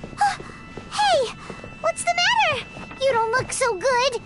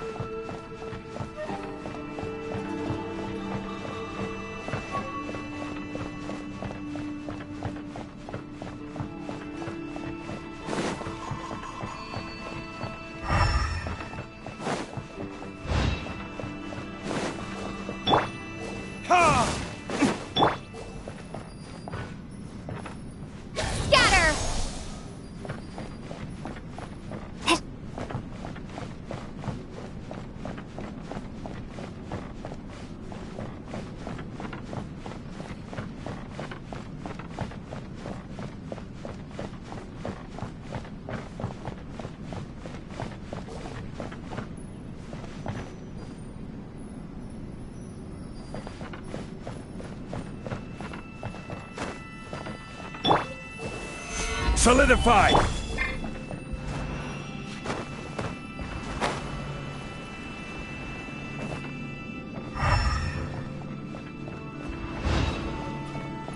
Propagate! Scatter!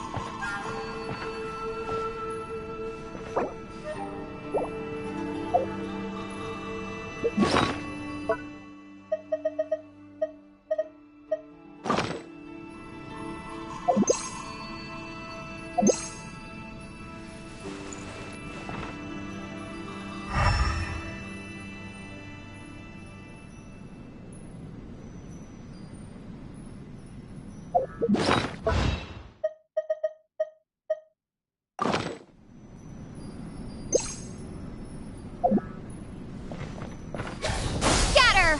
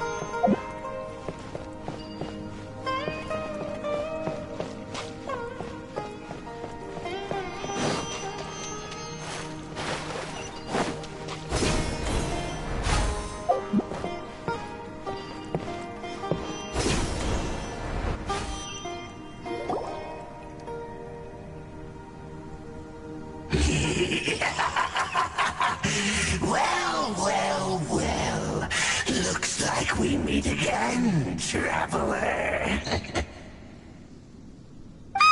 The Abyss Herald! What are you planning to do in this strange place? Strange place. Plotting. You needn't worry about such things. They don't concern you.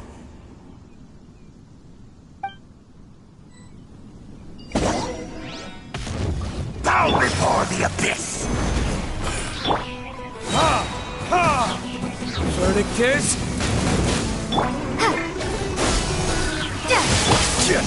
I will have order. It's a roar! Gather! I'll protect us.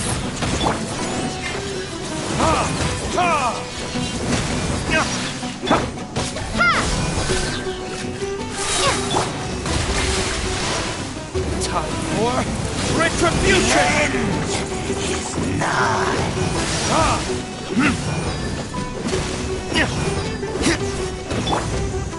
Stabilize! Germinate! Propagate! Huh? Why can't we beat this guy? Oh, Paimon doesn't get it! We faced others like him before! What's wrong this time?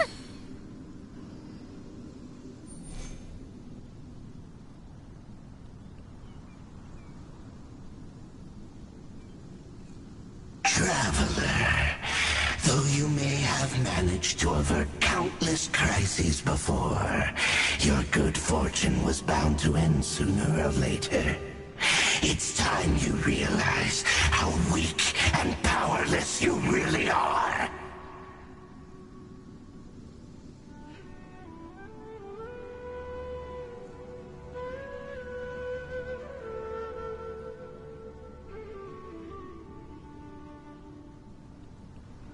Your brother? Oh, pitiful traveler. Are you really so ignorant? Or are you just living in complete denial? His Highness has long since forsaken you. Your meager existence in his eyes is that of an annoying bug, only to be stepped upon.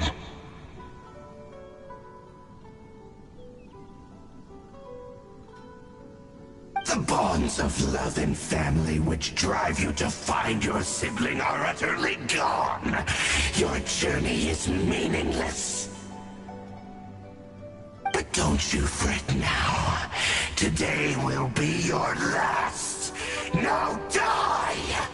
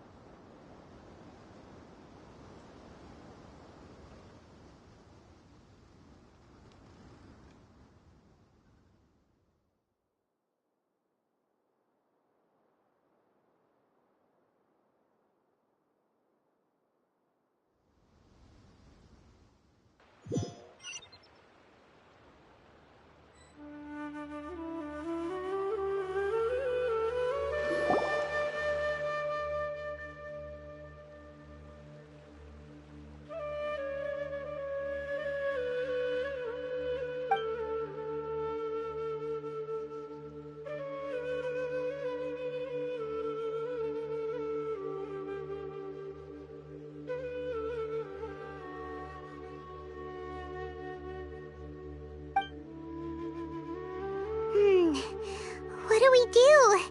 We haven't seen Hypatia anywhere out here. Oh, there she is! Quick, let's see how she's doing. Ah, so sweet. Mmm. Well, the good news is that she's still conscious. Hey, why'd you drop her food on the floor like that?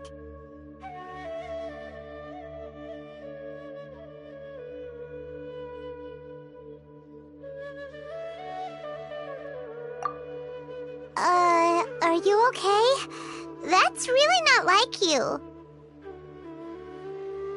Anyways, we can talk about this later. We better make sure she's alright first.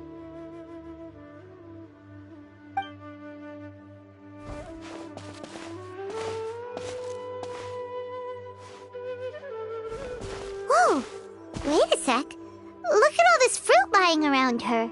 We can put that to good use.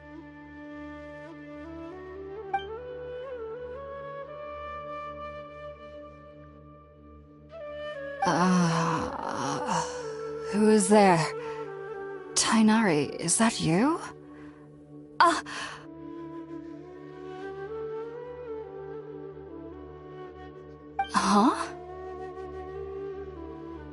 It's okay. You can relax, Hypatia. Tainari sent us here to bring you some food and water. Here, we have a letter that he asked us to give you.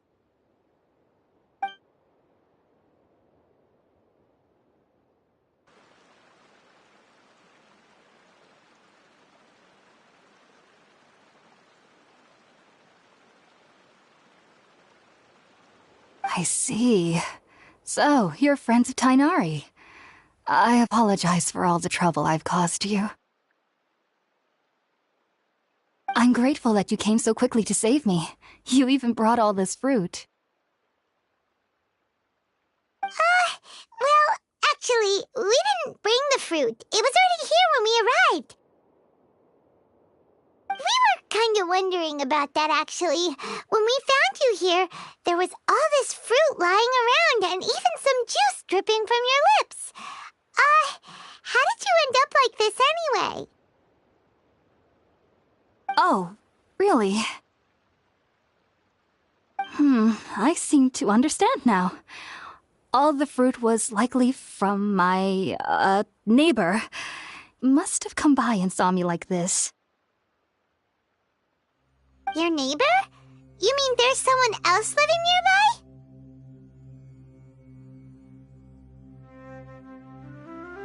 Oh?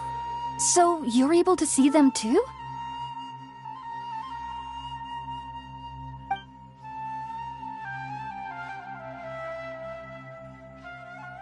Wait, hold on a second, Traveler.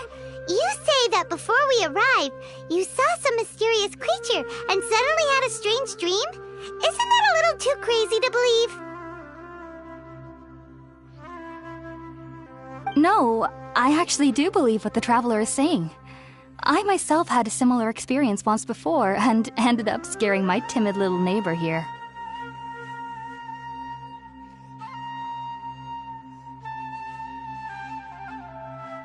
You needn't worry. They mean you no harm. They only dragged you into the dream because they hoped to buy themselves a little time in order to scurry away. So, Hypatia, just what kind of creature is your neighbor exactly? I'm not sure what it's called, to be honest. But I do know that they have some sort of deeper connection with the Dendro Archon.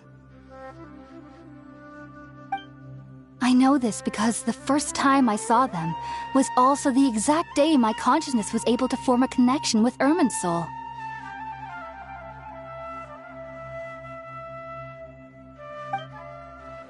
Even after I opened my eyes and stopped meditating, my heart was still pounding, and my mind was racing with all the knowledge that I had touched.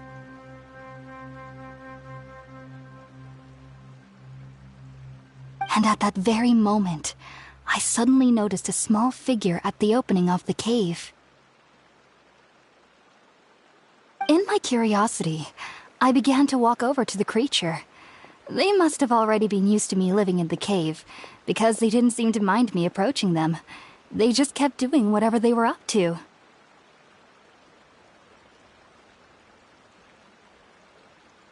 It wasn't until I crouched down next to them that they suddenly realized that I could see them.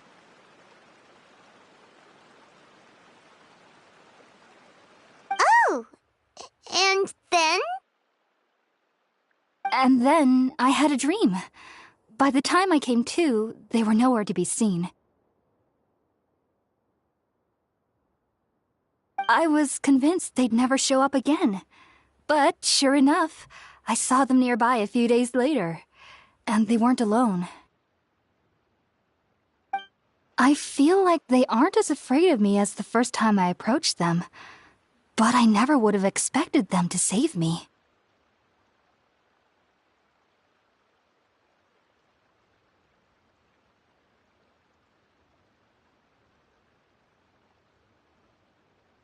Yes, no doubt about that. By the way, Tighnari mentioned in his letter that you had questions for me regarding Irminsul.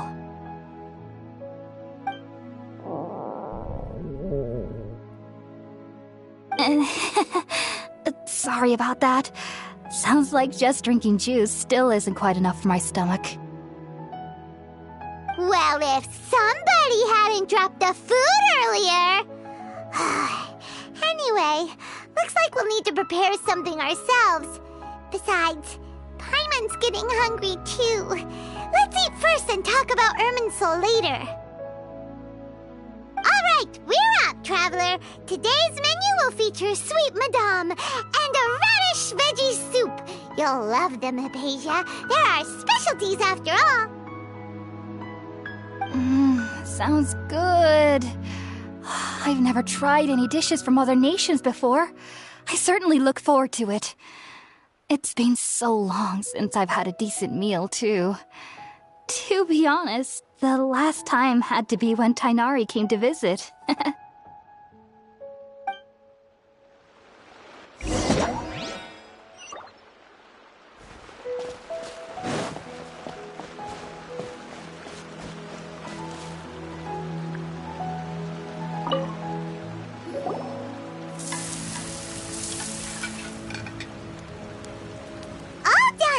Let's use the empty box that Tighnari gave us since we already watched it.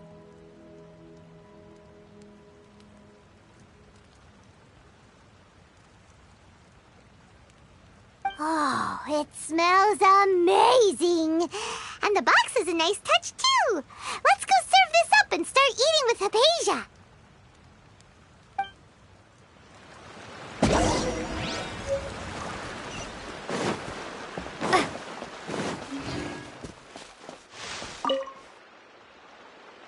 Are you already finished cooking?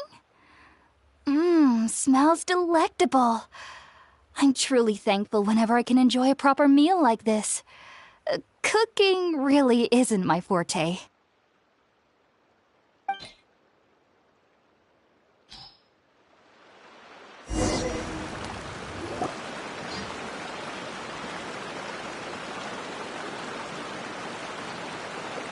Even though everything you mentioned was in Tighnari's letter, it's still hard to believe you were able to connect with Irminsul immediately after smelling Spiritborn eel for the first time.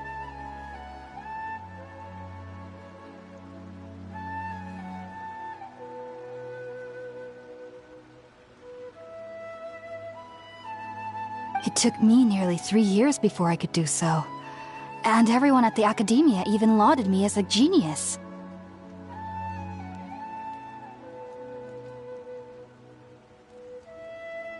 You should know that some researchers spend their entire lives without ever successfully connecting with Irminsul as you have. So why does this incense allow people to connect to Irminsul? The ingredients used to make Spiritborn eel primarily consist of plants created by Greater Lord Rukkhadevata. These special ingredients are conducive to heightening our senses to the Dendro Archon's power.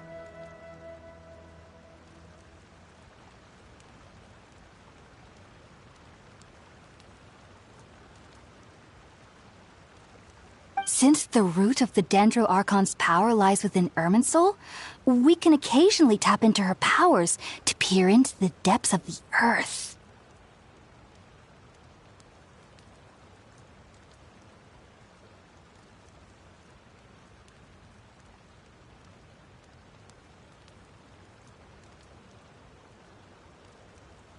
That's all right. I'm sure you'll come to a clearer understanding as you remain in Sumeru.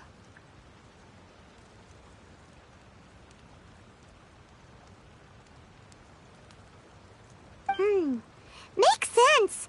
But Paimon's got a question. Why Why was she sensitive to the smell of those plants for such a long time?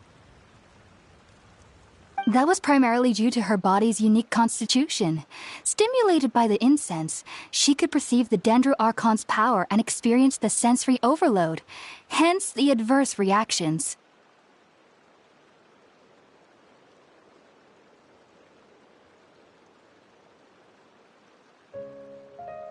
Taking in any scent similar to the ingredients of Spirit-born ale would cause adverse effects.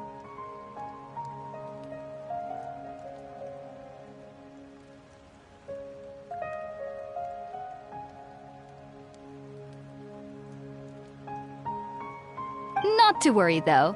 It appears you've already fully recovered. Technically, your body should still be sensitive to the powers of the Dendro-Archon, but unless you're using intentional meditation techniques, the scent of Spirit-born ale should no longer trigger such reactions.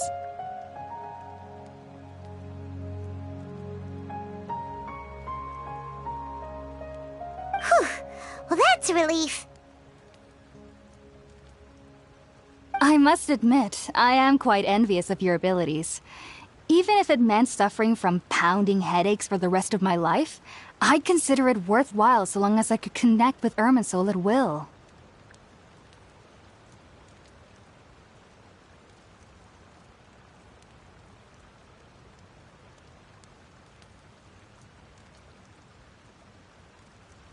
Whoa, you're really serious about this whole thing, aren't you? I am a researcher after all. As a member of the Ritaoist Darshan at the Academia, my main area of research is the stars and their connection to the fate of living beings. But there is still so much we don't know, especially regarding the mysteries that lie in the starry skies. Which is why I must turn to the all-knowing Irminsul for answers. If only my perception wasn't so limited. Unfortunately, I cannot guarantee that my every attempt to attune with Irminsul will be successful, or that doing so will leave my consciousness intact. I am currently in the stage of training known as Satyavada life. Many researchers in Sumeru have lost their minds while seeking to attune with Irminsul during this stage. Sages have said that Irminsul contains divine knowledge, and touching such knowledge without the proper preparations and abilities will only lead to one's mind caving in on itself.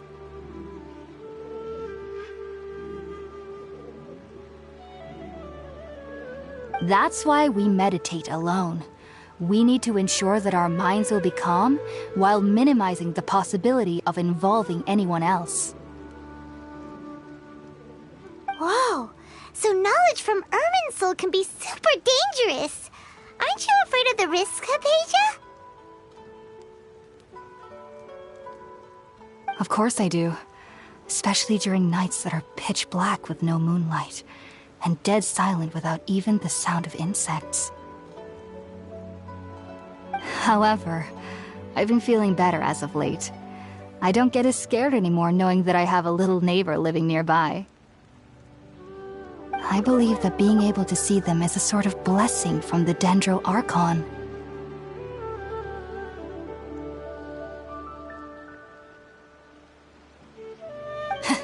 But what's strangest of all is that they're clearly an envoy of the God of Wisdom herself, and they have the curious power to make people dream.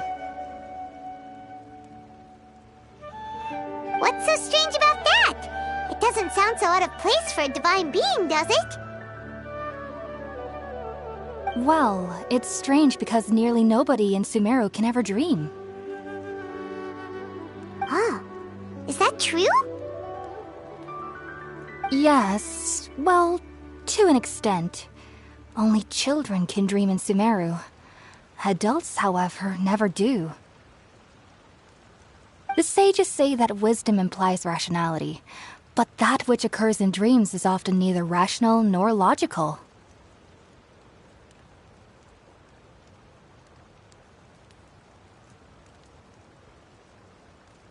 Yes, If one struggles with anxieties, those emotions could influence their dreams. The fact that the people of Sumeru do not have dreams is seen as a blessing by the sages. They believe that Greater Lord Rukkhadevata, the god of wisdom, is keeping us away from the foolish delusions you encounter in your sleep. I was born into a family of scholars in Sumeru City. Ever since I was a child, my parents would always tell me that I'll know I've grown up once I stop dreaming. I studied hard, enrolled as a student in the academia, and went on to become a researcher. Sure enough, I never dreamed again. But then, on the day I scared the little Aranara, I suddenly saw a dream again. It was incredible. Though I don't exactly remember what I saw, I clearly recalled the feeling. I suddenly felt like I was a child again. Back then, I was foolish and ignorant as any youth would be, but I was free of fear. Maybe dreaming isn't as bad as we've made it out to be.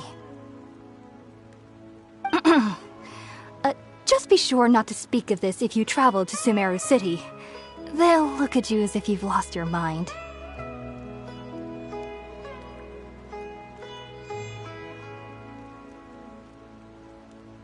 So, do you have any thoughts about the things she saw when she connected with Irminsul? Sorry. I'm afraid I don't have any answers as of now.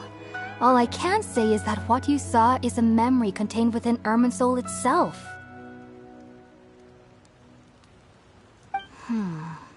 World forget me. What could that possibly mean? If only I could ascend past Satyavada life and begin Paripurna life. I might have some more answers for you. If you two are ever in the area again, please be sure to come and see me.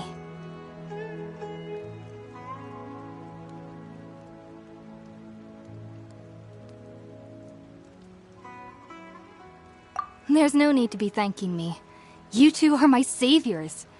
Besides, I'm already looking forward to tasting some more of your cooking. Now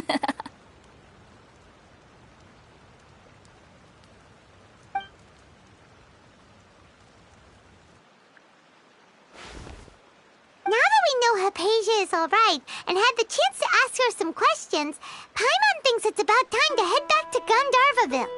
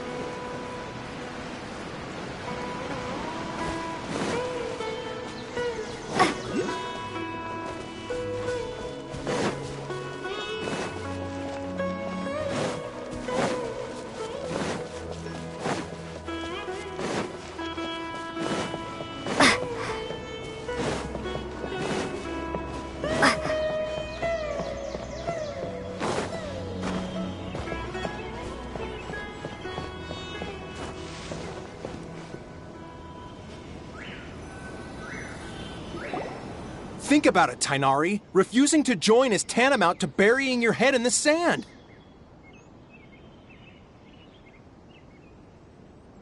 I understand that you're a forest watcher, and that it's your duty to combat the effects of withering zones.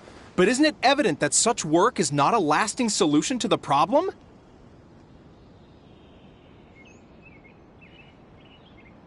As Sage Kage clearly stated, your presence and guidance in Sumeru City is pivotal in finding a cure for Irminsul. How could you possibly refuse?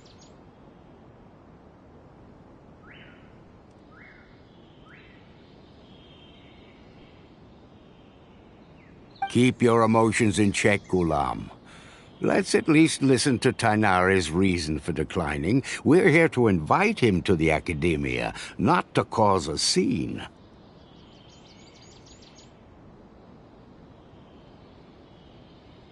Sage Kage, I am truly honored that you came here in person, but I'm afraid I must still decline your invitation. I am merely a forest watcher. How could the great minds of the Haravatat have any need of someone like me?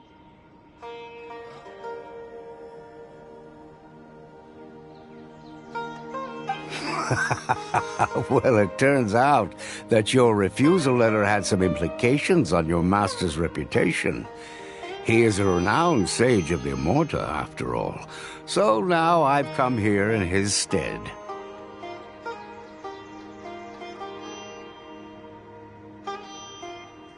I see.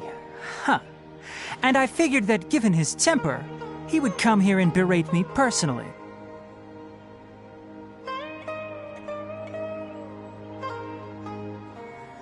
Tighnari, your master is an integral part, and now he requires your assistance.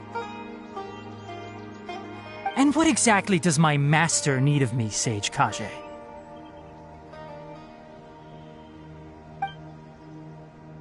You'll know once you've arrived in Sumeru City, that is. And how long will I be required to stay? There's no definite answer as of now. Do you mean to tell me that despite coming all the way here to Gandharvaville, you still can't answer the questions I laid out in the letter to my master? If that's the case, then I'm afraid I cannot give you a definite answer either. Tighnari, but you... So be it. Come, Gulam, we're leaving.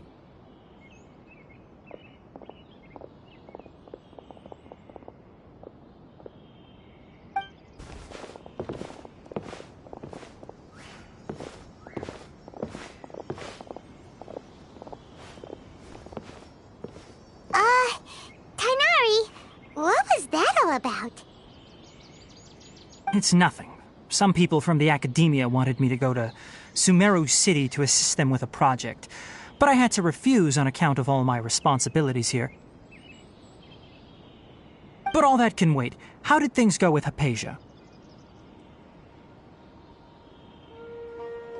It was quite the eventful trip, but the main thing is that she's safe and sound. She answered a bunch of questions for us, too. Very good. Now that the traveler has made a full recovery, there shouldn't be any reason for you to tarry here longer. I assume you will be heading to Sumeru City, correct? That's right! We want to meet Lesser Lord Kusanali and ask her for advice. Do you have any idea on how we can find her?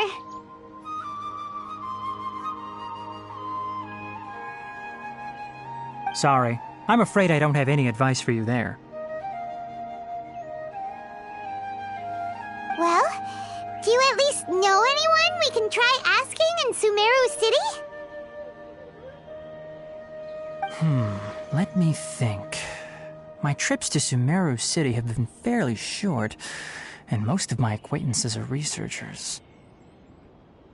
How about this? I'll write you a letter of introduction that you can give to a researcher I know. He's from the Immorta Darshan and is adept at gathering information. Asking him might prove worthwhile.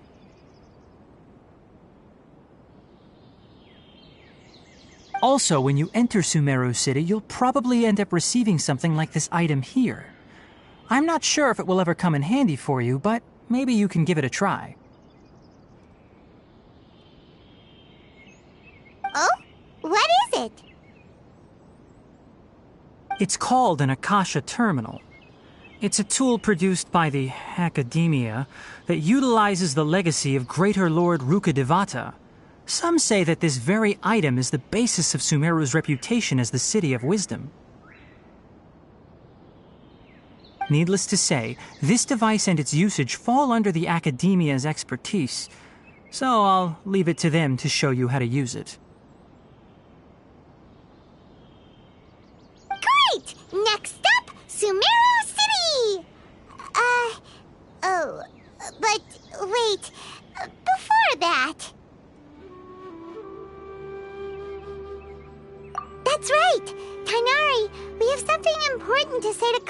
before we leave. Is she doing better now? Yes, she's doing much better. After being confined to her bed all this time, I thought a little walk would do her some good. Last I saw her, she was taking the path towards the North Crossing. She knew you two would be leaving soon, so she must have wanted to see you off. Thanks, Tighnari. All right, let's go! Farewell, and good luck to you both.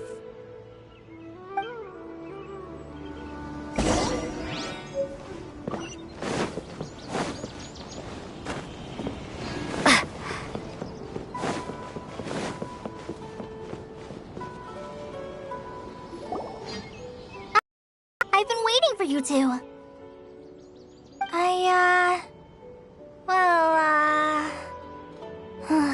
Never mind. I guess I should just wish you two a safe and successful journey.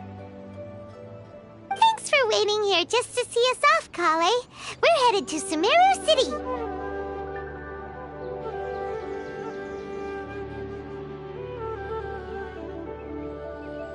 Don't worry about me. I can take care of myself.